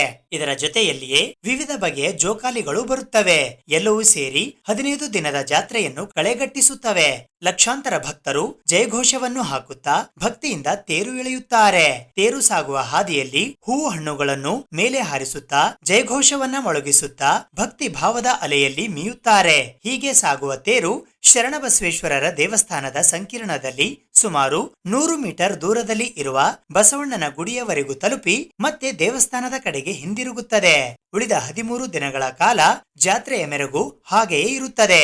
ಈ ಜಾತ್ರೆಗೆ ಕಲಬುರಗಿ ಜಿಲ್ಲೆಯಿಂದ ಅಲ್ಲದೆ ನೆರೆಯ ಜಿಲ್ಲೆಗಳಿಂದ ಹಾಗೂ ಹೊರನಾಡಿನಿಂದ ಹಲವಾರು ಭಕ್ತರು ಭಜನೆ ಮಾಡುತ್ತಾ ಕಾಲ್ನಡಿಗೆಯಲ್ಲಿ ಬರುತ್ತಾರೆ. ಅವರು ಬರುವ ದಾರಿಯಲ್ಲಿ ಸಿಗುವ ಊರುಗಳಲ್ಲಿ ಜನರನ್ನು ಭೇಟಿ ಮಾಡಿ ಶರಣಬಸವೇಶ್ವರರ ತತ್ವ ಸಿದ್ಧಾಂತಗಳ ಬಗ್ಗೆ ಅರಿವು ಮೂಡಿಸುತ್ತಾ ಬರುತ್ತಾರೆ. ಜಾತ್ರೆಗೆ ಬರುವ ಭಕ್ತರಿಗೆ ಅನ್ನದಾಸೋಹದ ಏರ್ಪಾಡನ್ನು ದೇವಸ್ಥಾನದ ಕಡೆಯಿಂದ ಮಾಡಲಾಗಿರುತ್ತದೆ. ಇದಕ್ಕಾಗಿಯೇ ರೈತರು ಭಕ್ತಿಪೂರ್ವಕವಾಗಿ ತಾವು ಬೆಳೆದ ಬೆಳೆಗಳಲ್ಲಿ ಒಂದಿಷ್ಟು ಭಾಗವನ್ನು ಶರಣಬಸವೇಶ್ವರರ ದಾಸೋಹಕ್ಕೆ ನೀಡಿ ಅವರ ದಾಸೋಹ ಕಾಯಕಕ್ಕೆ ಕೈಜೋಡಿಸಿ ಪುನೀತರಾಗುತ್ತಾರೆ ಎಂದು ಈ ಪತ್ರಿಕಾಗೋಷ್ಠಿಯ ಮೂಲಕ ತಿಳಿಸಲಾಯಿತು. ಇದೇ ಸಂದರ್ಭದಲ್ಲಿ ಪೂಜ್ಯ ಡಾಕ್ಟರ್ ಶರಣಬಸವಪ್ಪ ಅಪ್ಪಾಜಿಯವರ ಸುಪುತ್ರಿಯರಾದ ಶಿವಾನಿ, ಭವಾನಿ ಮತ್ತು ಮಹೇಶ್ವರಿಯವರು ಕೂಡ ಸುದ್ದಿ ಸಮಯದೊಂದಿಗೆ ಮಾತನಾಡಿದರು. ಈ ಪತ್ರಿಕಾಗೋಷ್ಠಿಯಲ್ಲಿ ವಿಧಾನ ಪರಿಷತ್ ಸದಸ್ಯರು ಹಾಗೂ ಗಂಗಾಮತದ ಅಧ್ಯಕ್ಷರಾದ ತಿಪ್ಪಣ್ಣಪ್ಪ ಕಮಕ್ನೂರ್, ಸಮಾಜ ಸೇವಕರು ಹಾಗೂ ಕಲಬುರಗಿ ದಕ್ಷಿಣ ಮತಕ್ಷೇತ್ರದ ಶಾಸಕರಾದ ಅಲ್ಲಮಪ್ರಭು ಪಾಟೀಲ್, ಕಲಬುರಗಿ ಉತ್ತರ ಮತಕ್ಷೇತ್ರದ ಶಾಸಕಿ ಖನೀಸ್ ಫಾತಿಮಾ, ವೀರಶೈವ ಸಮಾಜದ ಅಧ್ಯಕ್ಷರಾದ ಅರುಣಕುಮಾರ್ ಪಾಟೀಲ್ ಕೋಡಲಹಂಗರಗ ಸೇರಿದಂತೆ ಇತರರು ಉಪಸ್ಥಿತರಿದ್ದರು. ಡಾಕ್ಟರ್ ಬಾಬು ಜಗಜೀವನ್ ರಾಮ್ ರವರ ಜಯಂತ್ಯೋತ್ಸವ ಒಂದೇ ವೇದಿಕೆಯಲ್ಲಿ ಮಾಡಲು ನಿರ್ಧರಿಸಲಾಗಿದೆ ಎಂದು ಜಿಲ್ಲಾ ಮಾದಿಗ ಸಮಾಜ ಕಲಬುರಗಿಯ ವತಿಯಿಂದ ಇಂದು ಪತ್ರಿಕಾಗೋಷ್ಠಿಯ ಮೂಲಕ ತಿಳಿಸಲಾಯಿತು. ಹಸಿರು ಕ್ರಾಂತಿಯ ಹರಿಕಾರ ಭಾರತದ ಮಾಜಿ ಉಪಪ್ರಧಾನಿಗಳಾದ ಡಾಕ್ಟರ್ ಬಾಬು ಜಗಜೀವನ್ ರಾಮ್ ರವರ ಜಿಲ್ಲಾ ಮಟ್ಟದ 117ನೆಯ ಜಯಂತ್ಯೋತ್ಸವವನ್ನು ಅತಿ ವಿಜೃಂಭಣೆಯಿಂದ ಕಲಬುರಗಿ ನಗರದಲ್ಲಿ ಮಾದಿಗ ಸಮುದಾಯದ ಚಿಂತಕರು, ಹೋರಾಟಗಾರರು ಹಾಗೂ ವಿದ್ಯಾರ್ಥಿಗಳು, ಮಹಿಳೆಯರು, ಸಮಾಜದ ಹಿರಿಯರ ಆಶಯದಂತೆ ಹಸಿರು ಕ್ರಾಂತಿಯ ಹರಿಕಾರ ಮಹಾನಾಯಕನ ಜಯಂತ್ಯೋತ್ಸವ ಒಂದೇ ವೇದಿಕೆಯಲ್ಲಿ ಮಾಡಲು ನಿರ್ಧರಿಸಲಾಗಿದೆ. ಈ ಕಾರ್ಯಕ್ರಮವನ್ನು ಯಶಸ್ವಿಗೊಳಿಸಲು ಪತ್ರಿಕಾಗೋಷ್ಠಿಯ ಮೂಲಕ ಮನವಿ ಮಾಡಲಾಯಿತು. ಈ ಪತ್ರಿಕಾಗೋಷ್ಠಿಯಲ್ಲಿ ಸಮಾಜದ ಮುಖಂಡರಾದ ಶ್ಯಾಮ್ ನಾಟಿಕಾರ್, ಪರಮೇಶ್ವರ್ ಖಾನಾಪುರ್, ರಾಜು ವಾಡೇಕರ್, ದಶರಥ್ ಕಲಗುರ್ತಿ, ಬಾಬುರಾವ್ ಸುಂಠಾಣ್, ಗೋಪಿಕೃಷ್ಣ ಗುಡೇನವರ್, ಲಿಂಗರಾಜ್ ತಾರ್ಫೈಲ್, ರಮೇಶ್ ವಾಡೇಕರ್, ಶಿವು ದೊಡಮನಿ, ದತ್ತು ಭಾಸಗಿ ಸೇರಿದಂತೆ ಇತರರು ಉಪಸ್ಥಿತರಿದ್ದರು. ಈಗಾಗಲೇ ಹಸಿರು ಕ್ರಾಂತಿ ಹರಿಕಾರ ಡಾಕ್ಟರ್ ಬಾಬು ಜಗಜೀವರಾಮ್ ಅವರ ಜಯಂತಿಯನ್ನು ಪ್ರತಿ ವರ್ಷದಂತೆ ಈ ವರ್ಷ ಕೂಡ ಆಚರಣೆ ಮಾಡಲಿಕ್ಕೆ ನಿರ್ಧಾರ ಮಾಡಿತ್ತು.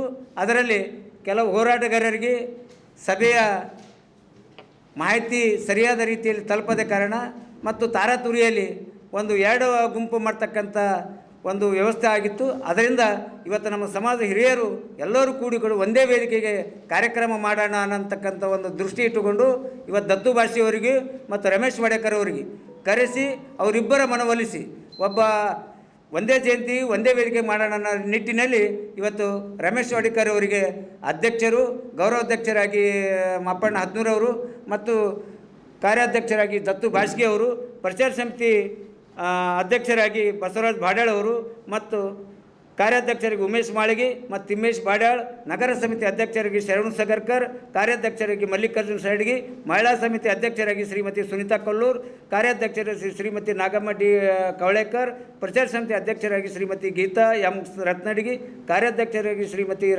ಭಾರತಬಾಯಿ ಕಲ್ಯಾಣ್ಕರ್ ಅವರನ್ನು ಸರ್ವಾನುಮತದಿಂದ ಸಮಾಜ ಹಿರಿಯರ ಸಮ್ಮುಖದಲ್ಲಿ ಒಂದು ಆಯ್ಕೆ ಮಾಡಿ ಮುಂದಿನ ಏಪ್ರಿಲ್ 4ರಂದು ಮೂರ್ತಿ ಬಾಬೂಜಿಯವರ ಮೂರ್ತಿ ಆವರಣದಲ್ಲಿ ಸಮತಾ ದಿವಸ ಎಂಬ ಕಾರ್ಯಕ್ರಮದೊಂದಿಗೆ ಮತ್ತು 5ನೇ ತಾರೀಕು ಬೆಳಗ್ಗೆ 10:30 ಗಂಟೆಗೆ ಬಹಿರಂಗ ಸಭೆ ಮತ್ತು ಸಾಯಂಕಾಲ 4 ಗಂಟೆಗೆ ವಿವಿಧ ಕಲಾ ತಂಡದೊಂದಿಗೆ ತಿಮ್ಮಾಪುರ ಸರ್ಕಲ್ನಿಂದ ಮೆರವಣಿಗೆ, ಒಳ್ಳೆಯ ಕುಂಭಮೇಳ ಮತ್ತು ವಿವಿಧ ಕಲಾ ತಂಡಗಳೊಂದಿಗೆ ಮೆರವಣಿಗೆ ಮಾಡಲಾಗುವುದು. ಆದ್ದರಿಂದ ಕಲಬುರಗಿ ಜಿಲ್ಲೆಯಲ್ಲಿ ಬರ್ತಕ್ಕಂಥ ಹಿರಿಯ ಹೋರಾಟಗಾರರು, ಸಮಾಜ ಚಿಂತಕರು, ಬುದ್ಧಿಜೀವಿಗಳು, ಹೋರಾಟಗಾರರು, ಹಿರಿಯರು ಮತ್ತು ವಿವಿಧ ಬಡವಣಿಗೆ ಎಲ್ಲ ಯುವಕರು ಆ ಕಾರ್ಯಕ್ರಮದಲ್ಲಿ ಹೆಚ್ಚಿನ ಸಂಖ್ಯೆಯಲ್ಲಿ ಭಾಗವಹಿಸಬೇಕು. ಮತ್ತು ಅದರಂದೇ ನಾವು ಈ ಪತ್ರಿಕೆ ಪ್ರಕಟಣೆ ಮೂಲಕ ನಾವು ಪತ್ರಿಕಾಗೋಷ್ಠಿ ಮುಖಾಂತರ ನಮ್ಮ ಎಲ್ಲ ಬಡಾವಣೆಯ ಯುವಕರಲ್ಲಿ ಮನವಿ ಮಾಡಿಕೊಳ್ತೀವಿ. ಅವತ್ತು ಎಲ್ಲಿ ಚುನಾವಣೆ ಸಂದರ್ಭ ಇರುವುದರಿಂದ ಯಾವುದೇ ಬಡಾವಣೆಯಲ್ಲಿಂದ ಮೆರವಣಿಗೆ ಬರಬೇಕಾದರೆ ಆ ಬಡಾವಣೆಯಿಂದ 4 ಗಂಟೆಗೆ ಮೆರವಣಿಗೆ ಪ್ರಾರಂಭ ಮಾಡಬೇಕು. 9:30 ಗಂಟೆಗೆ ನಮ್ಮ ಸ್ಟ್ಯಾಚು ಹತ್ತಿರ ತಲುಪ್ತಕ್ಕಂಥ ಕೆಲಸ ಮಾಡಬೇಕು. ಎಲ್ಲ ಬಡಾವಣೆ ಯುವಕರುಗಳಿಗೆ ನಾನು ಇದು ವಿಶೇಷ ಮನವಿ ಮಾಡ್ಕೊಳ್ತೀವಿ. ಯಾಕಂದರೆ ಒಂದು ವೇಳೆ DJ ಗೀಜೆ ಹಚ್ಚೋದರಿಂದ ನೀವು ನಾಳೆ ಆ ಸೀಸ್ ಆಗ್ತಕ್ಕಂಥ ಕೆಲಸ ಆಗಬಾರ್ದು. ತಾವೆಲ್ಲರೂ 4 ಗಂಟೆಗೆ ತಮ್ಮ ಬಡಾವಣೆಯಿಂದ ಒಂದು ಮೆರವಣಿಗೆ ಮಾಡುವುದರ ಮುಖಾಂತರ ಪುತ್ತಳಿವರೆಗೆ ಬಂದು ಮಾಲಾರ್ಪಣೆ ಮಾಡಿ ಈ ಕಾರ್ಯಕ್ರಮ ಮುಕ್ತಗೊಳಿಸ್ತದೆ. ಆದ್ದರಿಂದ ಈ ಕಾರ್ಯಕ್ರಮಕ್ಕೆ ತಾವೆಲ್ಲರೂ ಎಲ್ಲ ಬಡಾವಣೆಯಿಂದ ಮತ್ತು ಜಿಲ್ಲೆಯಲ್ಲಿರ್ತಕ್ಕಂಥ ಎಲ್ಲ ಕಾರ್ಯಕರ್ತರು ಈ ಕಾರ್ಯಕ್ರಮದಲ್ಲಿ ಹೆಚ್ಚಿನ ಸಂಖ್ಯೆಯಲ್ಲಿ ಭಾಗವಹಿಸಿ ಕಾರ್ಯಕ್ರಮ ಯಶಸ್ವಿಗೊಳಿಸಬೇಕಂತ ಎಲ್ಲ ನಮ್ಮ ಕೋರ್ ಕಮಿಟಿ ಸದಸ್ಯರು ಮತ್ತು ಸಮಾನ ಸಮಿತಿ ಹಿರಿಯರ ಸಮ್ಮುಖದಲ್ಲಿ ಅವರಿಗೆಲ್ಲರಿಗೂ ನಾವು ಮನವಿ ಮಾಡ್ಕೊಳ್ತಿದ್ವಿ. ಹಸಿರು ಕ್ರಾಂತಿ ಹರಿಕಾರ ಕಾರ್ಮಿಕ ಶಿಲ್ಪಿ ಡಾಕ್ಟರ್ ಬಾಬು ಜಗಜೀವನ್ ರಾವ್ ಭಾರತ ದೇಶದ ಮಾಜಿ ಉಪಪ್ರಧಾನಿ ರವರ 117ನೇ ಕಲಬುರಗಿ ಜಿಲ್ಲಾ ಜಯಂತ್ಯೋತ್ಸವ ಸಮಿತಿಯ ಅಧ್ಯಕ್ಷರಾಗಿ ಎಲ್ಲ ನಮ್ಮ ಸಮಾಜದ ಹಿರಿಯರು, ಮುಖಂಡರು, ಬುದ್ಧಿಜೀವಿಗಳು, ಸಮಸ್ತ ಮಾದಿಗ ಕುಲ ಬಾಂಧವರು ನನ್ನನ್ನು ಅಧ್ಯಕ್ಷರನ್ನಾಗಿ ಈ ವರ್ಷ ನೇಮಿಸಿದ್ದಾರೆ. ಅವರಿಗೆಲ್ಲರಿಗೆ ಧನ್ಯವಾದಗಳು. ಮತ್ತು ಎಲ್ಲ ನಮ್ಮಲ್ಲಿ ಒಂದು ಸಣ್ಣ ಪುಟ್ಟ ಗೊಂದಲಗಳಿದ್ದರೂ ಎಲ್ಲ ಹಿರಿಯರು ಕೂಡಿಕೇಸಿ ಅದನ್ನು ಸರಿ ಮಾಡಿ ಎಲ್ಲರೂ ಒಂದೇ ವೇದಿಕೆಯಲ್ಲಿ ಒಂದೇ ಥರ ಒಂದೇ ಮನಸ್ಸಿನಿಂದ ಒಮ್ಮನಸ್ಸಿನಿಂದ ವಿಜೃಂಭಣೆಯಿಂದ ಈ ಜಯಂತಿಯನ್ನು ಉತ್ಸವ ಮಾಡಬೇಕು. ಎಲ್ಲ ಬೇರೆ ಜನರಿಗೆಲ್ಲರಿಗೆ ನಾವೆಲ್ಲ ಒಂದೇ ದಿನ ಒಂದು ಸಂದೇಶ ಮುಟ್ಟಿಸ್ಬೇಕನ್ನೋ ಸಲಕ್ಕಾಗಿ ಎಲ್ಲರೂ ಸೇರಿ ಒಂದೇ 9ರಿಂದ ಈ ಜಯಂತಿ ಆಚರಿಸಲು ಮುಂದಾಗಿದ್ದೇವೆ. ಈ ಜಯಂತಿಯಂದು 4ನೇ ತಾರೀಕು ಸಂಜೆ ಹಲವಾರು ಸಾಂಸ್ಕೃತಿಕ ಕಾರ್ಯಕ್ರಮಗಳೆಂದರೆ ಭಜನೆ ಅಥವಾ ಉಪನ್ಯಾಸ ಮತ್ತು ಭಾಷಣ, ಕೆಲವೊಂದು ಹಿರಿಯರ ಹೋರಾಟಗಾರರು ಮತ್ತು ಎಲ್ಲ ನಗರದ ವಾರ್ಡ್ಗಳ ಅಂದರೆ ಓಣಿಗಳಲ್ಲಿ ಆದಂಥ ಅಧ್ಯಕ್ಷರುಗಳಿಗೆ ಸನ್ಮಾನ ಮತ್ತು ಮಹಿಳೆಯರಿಗೆ ಕೆಲವೊಂದು ವಿಧವರಿಗೆ ಸನ್ಮಾನ ಇಂಥವೆಲ್ಲ ಬೇರೆ ಬೇರೆ ಕಾರ್ಯಕ್ರಮಗಳು ಹಾಕ್ಕೊಂಡಿದ್ದೀವಿ.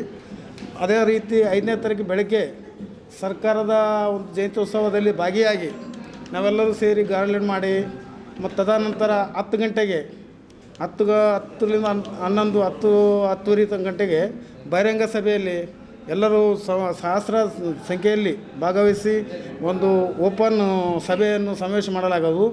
ಆಮೇಲೆ ಸಂಜೆ 4 ಗಂಟೆಗೆ ತಿಮ್ಮಾಪುರಿ ಸರ್ಕಲ್ ಸರ್ದಾರ್ ವಲ್ಲಭಭಾಯ್ ಪಟೇಲ್ ವೃತ್ತದಿಂದ ಸ್ಟ್ಯಾಚ್ಯೂ ಮೂರ್ತಿವರೆಗೆ ಭವ್ಯ ಮೆರವಣಿಗೆ ಇರುತ್ತದೆ. ಮತ್ತು ಅದರ ಅಂತರದಲ್ಲಿ ನಡಬರಕ ಅನ್ನದಾನ, ಗಾರ್ಲ್ಯಾಂಡು, ಹಲವಾರು ಕೆಲವೊಂದು ಸಾಂಸ್ಕೃತಿಕ ಕಾರ್ಯಕ್ರಮಗಳನ್ನು ಹಮ್ಮಿಕೊಂಡಿದ್ದೇವೆ. ಅದಕ್ಕಾಗಿ ಈ ಕಲಬುರಗಿ ಜಿಲ್ಲೆಯ ಎಲ್ಲ ಸಮಸ್ತ ಕುಲ ಬಾಂಧವರಿಗೆ ನನ್ನ ಧನ್ಯವಾದಗಳು. ಅದಲ್ಲದೆ ನಮ್ಮ ಮಾದಿಗ ಸಮಾಜ ಹೊರತುಪಡಿಸಿ ಅಲ್ಲದೆ ಮತ್ತು ಎಲ್ಲ ಸಮಾಜದವರು 5ನೇ ತಾರೀಕು ಇದು ಮೂರ್ತಿ ಆವರಣದಲ್ಲಿ ಎಲ್ಲ ಸಮಾಜದವರು ಸಹಿತ ಬಂದು ಕೇಸಿ ಮತ್ತು ಮಹಾನಾಯಕನಾದ ಬಾಬು ಜಗಜೀವನರವರ ಮೂರ್ತಿಗೆ ನಮನ ಸಲ್ಲಿಸಬೇಕಂತ ತಮ್ಮಲ್ಲಿ ವಿನಂತಿಸಿಕೊಳ್ಳುತ್ತೇನೆ. ಕರ್ನಾಟಕ ರಾಜ್ಯ ಸೌಹಾರ್ದ ಸಂಯುಕ್ತ ಸಹಕಾರಿ ನಿಯಮಿತದ ವತಿಯಿಂದ ಇಂದು ಕಲಬುರಗಿ ನಗರದ ಪತ್ರಿಕಾ ಭವನದಲ್ಲಿ ಸುದ್ದಿಗೋಷ್ಠಿಯನ್ನು ನಡೆಸಲಾಯಿತು. ಸಹಕಾರ ಸಂಘಗಳ ಕಾಯ್ದೆ 1959ರಲ್ಲಿ ಕಾರ್ಯನಿರ್ವಹಿಸುತ್ತಿರುವ ಪತ್ತಿನ ಸಹಕಾರ ಸಂಘಗಳ ಕುರಿತು ಮತ್ತು ಸೌಹಾರ್ದ ಪತ್ತಿನ ಸಂಘಗಳ ಕುರಿತು ದಿನಾಂಕ 16ನೇ ಮಾರ್ಚ್ 2024ರಂದು ಸರ್ಕಾರವು ಹೊರಡಿಸಿರುವ ಆದೇಶವನ್ನು ಕೂಡಲೇ ಹಿಂಪಡೆಯಬೇಕು ಎಂದು ಕರ್ನಾಟಕ ರಾಜ್ಯ ಸೌಹಾರ್ದ ಸಂಯುಕ್ತ ಸಹಕಾರಿ ನಿಯಮಿತದ ನಿರ್ದೇಶಕರಾದ ಶೈಲಜಾ ವಿ ತಪಲಿಯವರು ಇಂದು ಕಲಬುರಗಿ ನಗರದ ಪತ್ರಿಕಾ ಭವನದಲ್ಲಿ ಜರುಗಿದ ಸುದ್ದಿಗೋಷ್ಠಿಯ ಮೂಲಕ ಒತ್ತಾಯಿಸಿದ್ದಾರೆ. ಇಲ್ಲದಿದ್ದರೆ ಸಹಕಾರಿಗಳು ಬೀದಿಗಿಳಿದು ಹೋರಾಟ ಮಾಡಬೇಕಾಗಿರುತ್ತದೆ ಎಂದು ಸರ್ಕಾರವನ್ನು ಈ ಮೂಲಕ ಎಚ್ಚರಿಸಿದರು. ಈ ಪತ್ರಿಕಾಗೋಷ್ಠಿಯಲ್ಲಿ ಸಂಯುಕ್ತ ಸಹಕಾರಿಯ ನಿರ್ದೇಶಕರಾದ ಗುರುನಾಥ್ ಜಾಂತಿಕರ್, ನಿಕಟಪೂರ್ವ ನಿರ್ದೇಶಕರಾದ ಸಂಜೀವ್ ಮಹಾಜನ್, ಕಲಬುರಗಿ ಜಿಲ್ಲಾ ಸೌಹಾರ್ದ ಸಹಕಾರಿಗಳ ಒಕ್ಕೂಟದ ಅಧ್ಯಕ್ಷರಾದ SS ಪಾಟೀಲ್, ಚಂದ್ರಶೇಖರ್, ರಮೇಶ್ ಸೇರಿದಂತೆ ಇತರರು ಉಪಸ್ಥಿತರಿದ್ದರು.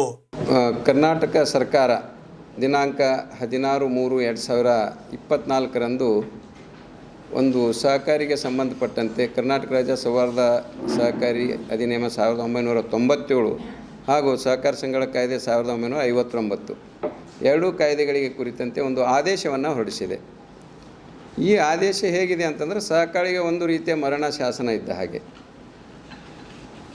ಕಳೆದ 100ಕ್ಕೂ ಹೆಚ್ಚು ವರ್ಷ ಇತಿಹಾಸವನ್ನು ಇರತಕ್ಕಂಥ ಸಹಕಾರ ಸಂಘಗಳ ಕಾಯ್ದೆ ಕಳೆದ 23 ವರ್ಷವನ್ನು ಮುಗಿಸಿ 24ನೇ ವರ್ಷದಲ್ಲಿ ಕಾಲಿಟ್ಟಿರ್ತಕ್ಕಂಥ ಸೌಹಾರ್ದ ಸಹಕಾರಿ ಅಧಿನಿಯಮ. ಇವತ್ತು ನಾವು ಅತ್ಯಂತ ಉತ್ತಮವಾದಂಥ ಚಳವಳಿಯನ್ನು ಕರ್ನಾಟಕದಲ್ಲಿ ಕಟ್ಟೋದ್ರಲ್ಲಿ ಯಶಸ್ವಿಯಾಗಿದ್ದೀವಿ. ಸೌಹಾರ್ದ ಸಹಕಾರಿ ಕಾಯ್ದೆಯನ್ನು ಯಾರೋ ನೀವು ಅಥವಾ ಕರ್ನಾಟಕ ರಾಜ್ಯ ಸರ್ಕಾರ ತಂದಿರತಕ್ಕಂಥದ್ದಲ್ಲ. ಏನು 100 ವರ್ಷದ ಈ ದೇಶದಲ್ಲಿ 100 ವರ್ಷದ ಸಹಕಾರ ಇತಿಹಾಸವನ್ನು ಚಳವಳಿ ಇತಿಹಾಸವನ್ನು ಒಂದು ಅಧ್ಯಯನ ಮಾಡಿ ಒಂದು ವರದಿಯನ್ನು ಕೊಡಿ ಅಂತಕ್ಕಂಥ ಅನೇಕ ಸಮಿತಿಗಳನ್ನು ಮಾಡಿದರು. ಪ್ರಮುಖವಾದಂಥ ಸಮಿತಿಗಳನ್ನು ಒಂದು ಅರ್ಧನಾರೀಶ್ವರನ ಸಮಿತಿ 1987ರಲ್ಲಿ ಸಮಿತಿಯನ್ನು ರಚನೆ ಮಾಡಿ ಸಮಿತಿಯನ್ನು ವರದಿ ಕೊಡಿ, ಈ ದೇಶದಲ್ಲಿ ಸಹಕಾರ ಚಳವಳಿ ಯಶಸ್ವಿಯಾಗಿದೆ ಅಥವಾ ವಿಫಲ ಆಗಿದೆ ಅಂತಕ್ಕಂಥದ್ದನ್ನು ಈ ಕೇಂದ್ರ ಸರ್ಕಾರದ ಯೋಜನಾ ಆಯೋಗವನ್ನು ಹೇಳಿತ್ತು. ಇಡೀ ದೇಶದಲ್ಲಿ ಅಧ್ಯಯನವನ್ನು ಮಾಡಿ ಹಿರಿಯ ಸಹಕಾರಿಗಳ ಹತ್ತಿರ, ಹಿರಿಯ ಸಿಬ್ಬಂದಿಗಳು, ಸಹಕಾರಿ ಸಂಸ್ಥೆಗಳು, ಅನೇಕ ಅಧಿಕಾರಿಗಳ ಹತ್ತಿರ ಎಲ್ಲ ಹೋಗಿ ಅಧ್ಯಯನವನ್ನು ಮಾಡಿ ಒಂದು ವರದಿಯನ್ನು ಕೊಟ್ಟರು. ಇಡೀ ದೇಶದಲ್ಲಿ ಸಹಕಾರಿ ಚಳವಳಿಯನ್ನು ವಿಫಲ ಆಗಿದೆ. ಯಾಕೆ ವಿಫಲ ಆಗಿದೆ? ಸರ್ಕಾರದ ಅಧಿಕಾರಿಗಳು ಮತ್ತು ರಾಜಕಾರಣಿಗಳ ಹಸ್ತಕ್ಷೇಪದಿಂದ ವಿಫಲ ಆಯಿತು ಅಂತಕ್ಕಂಥ ವರದಿ ಕೊಟ್ಟರು. ಅದು ಅಷ್ಟಕ್ಕೆ ಉಳಿತು. ಮತ್ತು 1991ರಲ್ಲಿ ಯಶಸ್ವಿ ಆಗಬೇಕಲ್ಲ ಈ ಚಳವಳಿ. 91ರಲ್ಲಿ ಇನ್ನೊಂದು ಸಮಿತಿಯನ್ನು ಘಟನೆ ಮಾಡಿದ್ರು. ಅದು ಚೌಧರಿ ಬ್ರಹ್ಮಪ್ರಕಾಶ್ ಅವರ ನೇತೃತ್ವದಲ್ಲಿ. ಅವರು ಅದನ್ನೇ ಹೇಳಿದರು, ಈ ದೇಶದಲ್ಲಿ ಸಹಕಾರ ಚಳವಳಿ ಯಶಸ್ವಿಯಾಗಿದೆ ಅಥವಾ ವಿಫಲ ಆಗಿದೆ, ಒಂದು ವರದಿಯನ್ನು ಕೊಡಿ ಅಂತಕ್ಕಂಥದ್ದನ್ನು. ಅವರು ಇಡೀ ದೇಶದಲ್ಲಿ ಸಹಕಾರಿಗಳು, ಹಿರಿಯರು, ಸಿಬ್ಬಂದಿಗಳು, ಸಂಸ್ಥೆಗಳು ಎಲ್ಲರ ಹತ್ತಿರ ಓಡಾಡಿ ಇಡೀ ದೇಶದಲ್ಲಿ ಒಂದು ವರದಿಯನ್ನು ಕೊಟ್ಟರು. ಈ ದೇಶದಲ್ಲಿ ಸಹಕಾರ ಚಳವಳಿ ವಿಫಲ ಆಗಿದೆ. ಯಾಕಾಗಿದೆ ಅಂತಂದ್ರೆ ಸರ್ಕಾರದ ಅಧಿಕಾರಿಗಳು ಮತ್ತು ರಾಜಕಾರಣಿಗಳ ಅತಿಯಾದಂಥ ಹಸ್ತಕ್ಷೇಪದಿಂದ. ಆದರೆ ಇದು ಯಶಸ್ವಿ ಆಗಲೇಬೇಕು ಅಂತಕ್ಕಂಥದ್ದನ್ನು ಹೇಳಿದರು. ಯಶಸ್ವಿ ಆಗಬೇಕಾದ್ರೆ ಏನು ಮಾಡಬೇಕು ಅಂತಕ್ಕಂಥ ಈ ಮಾಡಲ್ ಆ್ಯಕ್ಟನ್ನು ಅವರು ಕೊಟ್ಟರು. ಈ ಮಾಡಲ್ ಆ್ಯಕ್ಟ್ ಆಧಾರದ ಮೇಲೆ ದೇಶದಲ್ಲಿ 11 ರಾಜ್ಯಗಳಲ್ಲಿ ಈ ರೀತಿ ಬೇರೆ ಬೇರೆ ಹೆಸರುಗಳಿಂದ ಕರೆಯಲ್ಪಡ್ತು. ನಮ್ಮ ರಾಜ್ಯದಲ್ಲಿ ಕರ್ನಾಟಕ ರಾಜ್ಯ ಸೌಹಾರ್ದ ಸಹಕಾರಿ ಅಧಿನಿಯಮ ಅಂತ ಕರೆದೀವಿ. ಪಕ್ಕದಲ್ಲಿಲ್ಲೇ ಆ ತೆಲಂಗಾಣ, ಆಂಧ್ರದಲ್ಲಿ ಹೋಗಿದರೆ mutual aided cooperative society act ಅಂದರೆ ಮೈಸ್ ಆ್ಯಕ್ಟ್ ಅಂತೇಳಿ ಹೇಳ್ತಾರೆ. ಅದೇ ರೀತಿ ಮಧ್ಯಪ್ರದೇಶ ಸ್ವಾಯತ್ತ ಕಾಯ್ದೆ ಅಂತ ಹೇಳ್ತಾರೆ. ಜಾರ್ಖಂಡ್ನಲ್ಲಿ ಜಾರ್ಖಂಡ್ ಲಿಬರಲ್ ಆ್ಯಕ್ಟ್ ಅಂತೇಳಿ, ಜಮ್ಮು ಕಾಶ್ಮೀರಲ್ಲೂ ಕೂಡ ಇದು ಇದೆ. ಬೇರೆ ಬೇರೆ ಹೆಸರಿನಿಂದ ಕರೀತಾರೆ. ಸೊ ಇಲ್ಲಿ ನಾವು ಸೌಹಾರ್ದ ಕಾಯ್ದೆ ಅಂತ ಕರೆದೀವಿ. ಇವತ್ತು ನಾವು 23 ವರ್ಷದಲ್ಲಿ ನಮ್ಮ ಹಿಂದಿನ ಟ್ರ್ಯಾಕ್ ರೆಕಾರ್ಡ್ ಇತಿಹಾಸವನ್ನು ನೋಡಿದಾಗ ಇವತ್ತು 45,000 ಕೋಟಿ ರೂಪಾಯಿ ಬಂಡವಾಳವನ್ನು ನಮ್ಮ 6,100 ಸೌಹಾರ್ದ ಸಹಕಾರಿಗಳ ಸಂಸ್ಥೆಗಳನ್ನು ಅವು ತಮ್ಮ ಹತ್ತಿರ ಹೊಂದಿದ್ದಾವೆ. 30,000 ಕೋಟಿಗೂ ಹೆಚ್ಚು ನಾವು ಠೇವಣಿಯನ್ನು ಹೊಂದಿದ್ದೀವಿ. 20,000ಕ್ಕೂ ಹೆಚ್ಚು ನಾವು ಷೇರು ಬಂಡವಾಳನ ಹೊಂದಿದ್ದೀವಿ. ಸೌಹಾರ್ದ ಸಹಕಾರಿಗಳು ರಾಜ್ಯದಲ್ಲಿ ಕಾರ್ಯವನ್ನು ನಿರ್ವಹಿಸ್ತಕ್ಕಂಥ ವಹಿಸ್ತಾ ಇರೋದರಿಂದ ನಮಗೇನು ಲಾಭ ಆಗಿದೆ ಅಂತಂದರೆ 60,000ಕ್ಕೂ ಹೆಚ್ಚು ಉದ್ಯೋಗಗಳನ್ನು ನಾವು ನೇರವಾಗಿ ಕೊಟ್ಟಿದ್ದೀವಿ ರೀ. ಸರ್ಕಾರ ಮಾಡದೇ ಇರತಕ್ಕಂಥ ಕೆಲಸವನ್ನು ಸಹಕಾರ ಚಳವಳಿ ಮಾಡ್ತಾಯಿದೆ ಈ ರಾಜ್ಯದಲ್ಲಿ. ಸೊ ಇಷ್ಟೆಲ್ಲ ಉತ್ತಮವಾಗಿ ಕಾರ್ಯವನ್ನು ನಿರ್ವಹಿಸ್ತಾ ಇದ್ದರೂ ಕೂಡ ಮೊನ್ನೆ 16/3/2024 ನಮ್ಮ ರಾಜ್ಯ ಸರ್ಕಾರ ಒಂದು ಆದೇಶವನ್ನು ಮಾಡಿದೆ. ಏನಂತ ಹೇಳುತ್ತೆ ಆದೇಶದಲ್ಲಿ ಅಂತಂದರೆ, ಒಟ್ಟಾರೆ ಸಹಕಾರ ಚಳವಳಿ ಹತ್ತಿಕ್ಕಬೇಕು ಅಂತಕ್ಕಂಥದ್ದನ್ನು ಸರ್ಕಾರವನ್ನು ಮಾಡ್ತಾಯಿದೆ. ಅವ್ರು ಹೇಳ್ತಾರೆ, ನೀವು ಠೇವಣಿಯ ಮೇಲಿನ ಬಡ್ಡಿ ದರವನ್ನು ಏನು ರಾಷ್ಟ್ರೀಕೃತ ಬ್ಯಾಂಕ್ ಆದಂಥ ಭಾರತೀಯ ಸ್ಟೇಟ್ ಬ್ಯಾಂಕ್ ಇದೆ ಅದರಿಗಿಂತ 2% ಹೆಚ್ಚಿಗೆ ಕೊಡಬಾರ್ದು, ಮ್ಯಾಕ್ಸಿಮಮ್ 2% ಕೊಡಬೇಕು ಅಂತಕ್ಕಂಥ ಹೇಳ್ತಾರೆ. ಸಾಲವನ್ನು ನೀಡ್ತಕ್ಕಂಥ ಸಂದರ್ಭದಲ್ಲಿ ಅದಕ್ಕೂ ಒಂದು ಶೀಲಿಂಗನ್ನು ಮಾಡಿದ್ದಾರೆ. ಅದೇ ರೀತಿಯಾಗಿ ಸಾಲದ ಮೇಲೆ ಮತ್ತು ಠೇವಣಿಗಳ ಮೇಲೆ ನಾವು ಬಡ್ಡಿ ದರವನ್ನು ಪ್ರತಿ 3 ತಿಂಗಳಿಗೆ ಒಂದು ಸಲ ಸೇರಿ ಅಲ್ಲಿನ ಅಧಿಕಾರಿಗಳನ್ನು ಕರೆದು ನಮ್ಮ ಆಡಳಿತ ಮಂಡಳಿಯವರ ಜೊತೆಗೆ ಮತ್ತು CO ಅವರ ಜೊತೆಗೆ ಎಲ್ಲ ಸೇರಿ ಒಂದು ವರದಿಯನ್ನು ಪ್ರತಿ 3 ತಿಂಗಳಿಗೆ ಒಂದು ಸಲ ಸರ್ಕಾರಕ್ಕೆ ಸಲ್ಲಿಸಬೇಕು ಅಂತ ಹೇಳ್ತಾರೆ. ಅದೇ ರೀತಿಯಾಗಿ 3 ತಿಂಗಳಿಗೆ ಒಂದು ಸಲ ಸಹಾಯಕ ನಿಬಂಧಕರು, ಉಪನಿಬಂಧಕರು ಹಾಗೂ ಜಂಟಿ ನಿಬಂಧಕರು ಅಂತಂದ್ರೆ ನಮ್ಮ AR, DR, JR ಜೊತೆಗೆ ಪ್ರತಿ 3 ತಿಂಗಳಿಗೆ ಒಂದು ಸಲ ಸಭೆಯನ್ನು ಮಾಡಬೇಕು. ಅವರಿಗೆ ವರದಿಯನ್ನು ತಲುಪಿಸ್ಬೇಕು, ನಾವು ಏನು ಮಾಡಿದ್ದೀವಿ ಅಂತಕ್ಕಂಥದ್ದನ್ನು. ಈ ವರದಿಯನ್ನು ತಲುಪಿಸದೇ ಇದ್ದರೆ ಅಲ್ಲಿರ್ತಕ್ಕಂಥ ಮುಖ್ಯ ಕಾರ್ಯನಿರ್ವಹಣಾಧಿಕಾರಿ ಮತ್ತು ಆಡಳಿತ ಮಂಡಳಿ ಮೇಲೆ ಕ್ರಮವನ್ನು ಜರುಗಿಸಬೇಕು ಅಂತಕ್ಕಂಥದ್ದನ್ನು ಹೇಳ್ತೀವಿ. ನಾನು ಕೇಳ್ತಿರೋದು ಸ್ವಾಮಿ, ಯಾವುದೇ ಒಂದು ಸಹಕಾರಿ ಸಂಸ್ಥೆಯಲ್ಲಿ ಠೇವಣಿಯನ್ನು ಇಡಬೇಕಾಗಿದ್ದರೆ ಸರ್ಕಾರವನ್ನು ನೆಚ್ಕೊಂಡು ಯಾರೂ ಠೇವಣಿಯನ್ನು ಇಡಲ್ಲ. ಅಲ್ಲಿ ನಾವು ಯಾರು ಆಡಳಿತ ಮಂಡಳಿಯಲ್ಲಿ ಇರ್ತಾರೆ, ಅಧ್ಯಕ್ಷರಿದ್ದಾರೆ, ಉಪಾಧ್ಯಕ್ಷರು, ಮುಖ್ಯ ಕಾರ್ಯನಿರ್ವಹಣಾಧಿಕಾರಿ ಇರ್ತಾರೆ, ಅಲ್ಲಿ ಸಿಬ್ಬಂದಿಗಳು ಅವರು ನೋಡಿ ಠೇವಣಿಯನ್ನು ಜನ ಅಲ್ಲಿಡ್ತಾರೆ. ಮತ್ತು ಈ ಠೇವಣಿಯ ಬಡ್ಡಿ ದರವನ್ನು ನಿಗದಿ ಮಾಡ್ತಕ್ಕಂಥದ್ದು RBI, ಈ ದೇಶದ ಅತ್ಯಂತ ಉನ್ನತ 1935 ಪ್ರಾರಂಭ ಆಯಿತು. RBIನೇ ಏನು ಅದರ ಅಂಡರಲ್ಲಿ ಬರ್ತಕ್ಕಂಥ ಬ್ಯಾಂಕ್ಗಳೆಲ್ಲ ಏನಿರ್ತವೆ ಆ ಬ್ಯಾಂಕಿಗೆ ಬಡ್ಡಿ ದರವನ್ನು ನಿಗದಿ ಮಾಡ್ತಕ್ಕಂಥದ್ದನ್ನು ಸಂಸ್ಥೆಗಳಿಗೆ ಬಿಟ್ಟಿದ್ದಾರೆ. ಮೊದಲು RBI ನಿಗದಿ ಮಾಡ್ತಿತ್ತು ಬಡ್ಡಿ ದರವನ್ನು ಎಷ್ಟೆಷ್ಟು ಇಡಬೇಕು ಅಂತಕ್ಕಂಥದ್ದನ್ನು. ಕಳೆದ 25-30 ವರ್ಷದ ಹಿಂದೆ RBI ಅದನ್ನು ತೆಗೆದುಬಿಡ್ತು ಸೀಲಿಂಗ್. ಯಾಕೆ ತೆಗೆದುಬಿಡ್ತು ಬಡ್ಡಿ ದರವನ್ನು RBI ಫಿಕ್ಸೇಷನ್ ಮಾಡ್ತಕ್ಕಂಥದ್ದಂದರೆ, ನೀವು ನಮ್ಮ ಆರ್ಥಿಕ ಸ್ಥಿತಿಗತಿ, ಸಾಮಾಜಿಕ ಸ್ಥಿತಿ ಎಲ್ಲವೂ ಕೂಡ ಒಂದು 100-150 ಕಿಲೋಮೀಟ್ರ್ ವ್ಯತ್ಯಾಸ ಇದೆ. ನಾವು ಉದಾಹರಣೆ ಹೇಳ್ತೀನಿ, ಬೀದರ್ ಸ್ಥಿತಿಗತಿ ಬೇರೆ ಇದೆ, ಕಲಬುರಗಿ ಬೇರೆ. ಇಲ್ಲೇ ಸ್ವಲ್ಪ ನೀವು ಸಿಂಧನೂರು, ಗಂಗಾವತಿ ಈ ಭಾಗದಲ್ಲಿ ಹೋಗಿದ್ರೆ ಭಾಳ ಇದೆ. ಅಲ್ಲಿ ಸಿಕ್ಕಾಪಟ್ಟೆ ಡಿಪಾಸಿಟ್ ಬೆಲ್ಟ್, ಅದು ನಮ್ಮಲ್ಲೆಲ್ಲ ಕ್ರೆಡಿಟ್ ಬೆಲ್ಟು. ಅಂದರೆ ನಮ್ಮಲ್ಲಿ ದುಡ್ಡೇ ಬರೋದಿಲ್ಲ, ಎಷ್ಟು ಕರೆದ್ರು ಕೈಕಾಲು ಬಿದ್ದರು, ಜನರ ಮನೆಗೆ ಹೋಗಿದ್ರು ಕೂಡ. ಅದೇ ನೀವು ಅಲ್ಲಿ ಗಂಗಾವತಿ, ಸಿಂಧನೂರು, ರಾಯಚೂರು, ಕೊಪ್ಪಳ ಹೋಗಿ ವರ್ಷದಲ್ಲಿ 2-3 ಬೆಳೆ ತೆಗೆಯೋದ್ರಿಂದ ಸಾಕಷ್ಟು ಹಣವನ್ನು ಅಲ್ಲಿ ಸರ್ಪ್ಲಸ್ ಬರ್ತಾ ಇರುತ್ತೆ. ಹೀಗಾಗಿ ಅವ್ರಿಗೆ ಹೇಗೆ ಮಾಡಬೇಕು ಅಂತಕ್ಕಂಥ ಅವ್ರಿಗೆ ದೋಚೋದಿಲ್ಲ, ಆ ದುಡ್ಡನ್ನು ಹೇಗೆ ದುಡಿಬೇಕು ಅಂಥೇಳಿ. ಅದೇ ರೀತಿ ನಮ್ಮಲ್ಲಿ ಎಷ್ಟು ಕೇಳಿದ್ರು ದುಡ್ಡು ಬರೋಲ್ಲ. ನಾವು ಕೈಕಾಲು ಬೇಡಿ ಕಾಡಿ ತರಬೇಕು. ನಾವು ಬಡ್ಡಿ ಹೆಚ್ಚು ಕೊಟ್ಟಿದ್ರೆ ಜನ ಮಾತ್ರ ನಮ್ಮಲ್ಲಿ ಇಡ್ತಾರೆ, ಕಡಿಮೆ ಕೊಟ್ಟರೆ ಯಾರು ಇಡಬೇಕು ನಮ್ಮಲ್ಲಿ? ಆಗೋದಿಲ್ಲ. ಸೊ ಇದು ಮಾರಕ ಇದೆ. ಇವರೇನು ಈ ಆದೇಶ ಹೊರಡಿಸಿದ್ದಾರೆ, ಈ ಆದೇಶನ ಅವೈಜ್ಞಾನಿಕವಾಗಿದೆ, ವೈಜ್ಞಾನಿಕವಾಗಿಲ್ಲ. ಸೊ ಹೀಗಾಗಿ ಆಯಾ ಕ್ಷೇತ್ರದಲ್ಲಿ ಆಯಾ ಇದರಲ್ಲಿ ನೋಡಿ, ಅದೇ ನೀವು ಮಂಗಳೂರು ಭಾಗದಲ್ಲಿ ಹೋಗಿ, ಮಂಗಳೂರು ಉಡುಪಿ ಭಾಗದಲ್ಲಿ ಹೋದರೆ ಸಿಕ್ಕಾಪಟ್ಟಿ ದುಡ್ಡು. ಒಂದು ವರ್ಷದಲ್ಲಿ ಅಡಿಕೆ 10 ಲಕ್ಷ 20 ಲಕ್ಷ 50 ಲಕ್ಷ 1 ಕೋಟಿ 2 ಕೋಟಿ 3 ಕೋಟಿ ಬೆಳೀತಾರೆ ಅವರು. ಅಲ್ಲಿರ್ತಕ್ಕಂಥ ದುಡ್ಡೆಲ್ಲ ಅಲ್ಲಿ ಒಂದೊಂದು ಪ್ಯಾಕ್ಸ್ಗಳು ನೋಡಿ, ನೀವು ಪ್ಯಾಕ್ಸ್ನಲ್ಲಿ ಸಾವಿರಾರು ಕೋಟಿ ಇದೆ. ಅಂದರೆ ನಮ್ಮ ಕೃಷಿ ಪತ್ತಿನ ಸಹಕಾರ ಸಂಘಗಳು ಹಳ್ಳಿ ಊರಲ್ಲಿ ಹೇಳ್ತೀವಲ್ಲ, ಅಲ್ಲಿದ್ದಾವೆ. ನಮ್ಮಲ್ಲಿ ಒಳ್ಳೊಳ್ಳೆ ದೊಡ್ಡ ದೊಡ್ಡ ಬ್ಯಾಂಕ್ಗಳಲ್ಲಿ ಅಷ್ಟು FD ಇಲ್ಲ. ಕಲ್ಯಾಣ ಕರ್ನಾಟಕ ಅಲೆಮಾರಿ ಅಲೆಮಾರಿ ಹಿಂದುಳಿದ ವರ್ಗಗಳ ಸಮುದಾಯಗಳ ಮಹಾಸಮಿತಿಯ ವತಿಯಿಂದ ಇಂದು ಕಲಬುರಗಿ ನಗರದ ಪತ್ರಿಕಾ ಭವನದಲ್ಲಿ ಸುದ್ದಿಗೋಷ್ಠಿಯನ್ನ ನಡೆಸಲಾಯಿತು. 2024ರ ಲೋಕಸಭೆ ಚುನಾವಣೆಗೆ ಅಲೆಮಾರಿ ಸಮುದಾಯಗಳಿಂದ ಮತ್ತು ಸರ್ಕಾರದ ಸೌಲಭ್ಯಗಳಿಂದ ವಂಚಿತರಾದ ನಮ್ಮ ನಾಡಿನ ಜನರ ಪರವಾಗಿ ಕಲಬುರಗಿ ಕ್ಷೇತ್ರದಿಂದ ಪಕ್ಷೇತರ ಅಭ್ಯರ್ಥಿಯಾಗಿ ವಿಜಯಕುಮಾರ್ ಚಿಂಚನ್ಸುರ್ಕರ್ ಇವರನ್ನು ಕಣಕ್ಕೆ ಇಳಿಸುವ ಮೂಲಕ ಕಲಬುರಗಿ ಜಿಲ್ಲೆಯ ಎಲ್ಲಾ ಅಲೆಮಾರಿ ಸಮುದಾಯ ಹಾಗೂ ಶೋಷಿತ ಸಮುದಾಯಗಳ ಮತ್ತು ಹಿಂದುಳಿದ ವರ್ಗಗಳ ಅಭಿವೃದ್ಧಿಪಡಿಸುವ ಉದ್ದೇಶವನ್ನ ಹೊಂದಲಾಗಿದೆ. ಅದೇ ರೀತಿಯಾಗಿ ಅಲೆಮಾರಿ ಸಮುದಾಯಗಳಿಂದ ಕಲ್ಯಾಣ ಕರ್ನಾಟಕದ ಎಲ್ಲಾ ಲೋಕಸಭೆ ಕ್ಷೇತ್ರಗಳಲ್ಲಿ ಅಭ್ಯರ್ಥಿಯನ್ನು ಚುನಾವಣಾ ಕಣಕ್ಕೆ ಇಳಿಸುತ್ತಿರುವುದರಿಂದ ಕಲ್ಯಾಣ ಕರ್ನಾಟಕದ ಎಲ್ಲಾ ಕ್ಷೇತ್ರದ ಜನಗಳ ಅಭಿವೃದ್ಧಿಗಾಗಿ ಆಯಾ ಕ್ಷೇತ್ರಗಳಲ್ಲಿ ನಮ್ಮ ಮತ ನಮ್ಮ ಭವಿಷ್ಯ ನಮ್ಮ ದೇಣಿಗೆ ಅಭಿಯಾನವನ್ನು ದಿನಾಂಕ 28 ಮಾರ್ಚ್ 2024ರಿಂದ 10 ಏಪ್ರಿಲ್ 2024ರವರೆಗೆ ಮಾಡುತ್ತಿರುವ ಪ್ರಯುಕ್ತ ಆಯಾ ಕ್ಷೇತ್ರದ ಜನಗಳು ಈ ಒಂದು ಅಭಿಯಾನಕ್ಕೆ ಕೈಜೋಡಿಸಿ ನಮ್ಮ ಅಭ್ಯರ್ಥಿಯನ್ನ ಬೆಂಬಲಿಸಬೇಕಾಗಿ ಕಲ್ಯಾಣ ಕರ್ನಾಟಕ ಅಲೆಮಾರಿ ಅಲೆಮಾರಿ ಹಿಂದುಳಿದ ವರ್ಗಗಳ ಸಮುದಾಯಗಳ ಮಹಾಸಮಿತಿಯ ಅಧ್ಯಕ್ಷರಾದ ಶೇಖರ್ ಸಿಂಗ್ ಇಂದು ಕಲಬುರಗಿ ನಗರದ ಪತ್ರಿಕಾ ಭವನದಲ್ಲಿ ಜರುಗಿದ ಸುದ್ದಿಗೋಷ್ಠಿಯ ಮೂಲಕ ಮನವಿ ಮಾಡಿದ್ದಾರೆ. ಈ ಸುದ್ದಿಗೋಷ್ಠಿಯಲ್ಲಿ ಗೌರವ ಅಧ್ಯಕ್ಷರಾದ ಸಂತೋಷ್ ಸಿಂಧೆ, ಪ್ರಧಾನ ಕಾರ್ಯದರ್ಶಿ ಯಾದಮ್ಮ ಅಂಕಿತಾ ಹೆಳವರ್, ಸಲಹಾ ಸಮಿತಿಯ ಸದಸ್ಯರಾದ ಜಗದೀಶ್ ಎಂ ಗಾರಂಪಳ್ಳಿ, ಸದಸ್ಯರಾದ ಮೆಹಬೂಬ್ ದರ್ವೇಶ್, ಕೋರ್ ಕಮಿಟಿ ಸದಸ್ಯರಾದ ಖಾಜಾ ಪಾಷಾ, ಖಜಾಂಚಿಗಳಾದ ಜಗತ್ ಸಿಂಗ್, ಬಾಬುರಾವ್ ಹತ್ತಿ, ಅರುಣಾಬಾಯಿ, ವಿಜಯಕುಮಾರ್ ಸೇರಿದಂತೆ ಇತರರು ಉಪಸ್ಥಿತರಿದ್ದರು.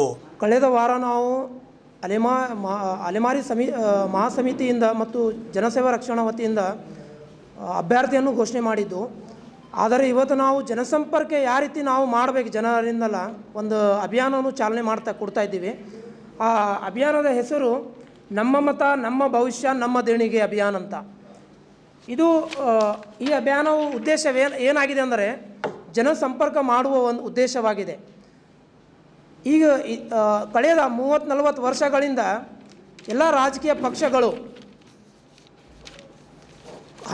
ಹಣವನ್ನು ಚೆಲ್ಲುವ ಮೂಲಕ ಜಯವೇರಿಯಾಗಿ ಜನ ಕಟ್ಟುವ ತೆರಿಗೆಯನ್ನು ಲೂಟಿ ಮಾಡ್ತಾ ಬರ್ತಾ ಇದ್ದಾರೆ. ಆದರೆ ಅದಕ್ಕೆ ಕಾರಣ ನಾವು ರಾಜಕೀಯ ಎಲ್ಲ ಪಕ್ಷಗಳಿಗೆ ತೋರಿಸುವ ಏನೆಂದರೆ ಧನದಿಂದ ಕಲಬುರಗಿ ಜನತೆ ನಮಗೆ ಸಹಾಯ ಮಾಡ್ತಾರೆ. ಸಹಾಯ ಮಾಡಿ ಅವರು ಕಟ್ಟಿದ ತೆರಿಗೆಯನ್ನು ಕೇವಲ ಅಭಿವೃದ್ಧಿಗೆ ಮಾತ್ರ ಅಂತ ಸೀಮಿತ ಆಗಬೇಕಂತ ನಾವು ತೋರಿಸ್ಕೊಡುವ ಈ ಒಂದು ಉದ್ದೇಶ ಹೊಂದಿದೆ ನಮ್ಮ ಕಲ್ಯಾಣ ಕರ್ನಾಟಕ ಒಂದು ಸಮಿತಿ. ಎಲ್ಲ ಭಾಳಷ್ಟು ತೆರಿಗೆ ಇರಲಿ ಕೊಟ್ಟಿರುವ ಜನ ಒಂದು ಏನಾರೇ ಮೂಲಭೂತ ಸೌಕರ್ಯ ಇರಲಿ ಜನರಿಗೆ ಉದ್ಧಾರ ಮಾಡೋದಿರಲಿ ಒಂದು ಹೊಂದಿದೆ. ಆದರೆ ಇವತ್ತು ರಾಜಕಾರಣಿಗಳು ತಮ್ಮ ಬಿಸ್ನೆಸ್ ಮಾಡೋಕ್ಕೆ ಬಿಸ್ನೆಸ್ ಮಾಡೋಕ್ಕೆ ತಾವು ಬೆಳಿಬೇಕಂತ ಮಾಡೋಕ್ಕೆ ಒಂದು ನಿಸ್ವಾರ್ಥ ಸೇವೆ ಇವತ್ತು ಮಾಡ್ತಾ ಇದ್ದಾರೆ. ಒಂದು ಸೇವೆ ಮಾಡಬೇಕಂತ ಯಾವುದೋ ಅವರು ಅಲ್ಲಿ ಉದ್ದೇಶ ಇಲ್ಲ. ನಾವು 30-40 ವರ್ಷಗಳಿಂದ ರಾಜಕೀಯ ಪಕ್ಷಗಳಿಗೆ ನೋಡ್ತಾ ಬಂದಿದ್ದೀವಿ. ಆದರೆ ನಾವು ಈಗ ಅಲೆಮಾರಿ ಸಮುದಾಯಗಳಿಂದ ನಾವು ಏನು ಘೋಷಣೆ ಮಾಡಿದ್ದೀವಿ, ವಿಜಯಕುಮಾರ್ ಚಿಂಚನ್ಸುರ್ಕರ್ ಅವರನ್ನು ಸಂಪೂರ್ಣ ಬೆಂಬಲ ಮಾಧ್ಯಮ ಇವತ್ತು ಸುದ್ದಿಗೋಷ್ಠಿಯ ಮೂಲಕ ನಾನು ಕಲಬುರಗಿ ಜನತೆಗೆ ಎಲ್ಲ ಜನತೆಗೆ ಕೇಳ್ಕೊತೀನಿ, ತಮ್ಮ ಧನದಿಂದ ನಮಗೆ ಸಹಾಯ ಮಾಡಿ ಬೆಂಬಲಿಸಿ ಮುಂದೆ ಈ ಲೋಕಸಭಾ ಕ್ಷೇತ್ರ ಪಾರ್ಲಿಮೆಂಟಿಗೆ ಕಳಿಸಿ ತಮ್ಮ ತೆರಿಗೆ ಹಣವನ್ನು ನಾವು ಅಭಿವೃದ್ಧಿಯ ಮೂಲಕ ನಿಮಗೆ ರಿಟರ್ನ್ ಕೊಡ್ತೀವಿ ಅಂತ ಈ ಭರವಸೆಯನ್ನು ನಾವು ಸುದ್ದಿಗೋಷ್ಠಿಯ ಮೂಲಕ ನಿಮಗೆ ಕೊಡ್ತೀವಿ. ಇದು ಇವತ್ತಿನ ಸುದ್ದಿ ಸಮಯ. ಸ್ಥಳೀಯ ಸುದ್ದಿಗಳಿಗಾಗಿ ನೋಡ್ತಾ ಇರಿ ಸುದ್ದಿ ಸಮಯ. ನಿಮ್ಮ ನೆಚ್ಚಿನ ಸುದ್ದಿ ಸಮಯವನ್ನು ಡೆನ್ ಸೆಟ್ ಆಫ್ ಬಾಕ್ಸ್ನ ಚಾನೆಲ್ ಸಂಖ್ಯೆ 746ರಲ್ಲಿ ಪ್ರತಿದಿನ ರಾತ್ರಿ 9 ಗಂಟೆಗೆ, ಮರುಪ್ರಸಾರ ರಾತ್ರಿ 10 ಗಂಟೆಗೆ ಮತ್ತು ಮರುದಿನ ಬೆಳಗ್ಗೆ 8 ಗಂಟೆ ಮತ್ತು 9 ಗಂಟೆಗೆ ವೀಕ್ಷಿಸಬಹುದು. ಇದು SS ಡಿಜಿಟಲ್ ಚಾನಲ್, ಶ್ರೀ ಸುಮಂಗಲಿ ಡಿಜಿಟಲ್ ಚಾನಲ್. ನೀವು ನೋಡ್ತಾ ಇದ್ದೀರಿ ಸುದ್ದಿ ಸಮಯ, ಸ್ಥಳೀಯ ಸುದ್ದಿಗಳಿಗಾಗಿ. ಸುದ್ದಿ ಸಮಯದ ಪ್ರಾಯೋಜಕರು Mahalakshmi jewellers, gold hub, main road, Kalaburagi.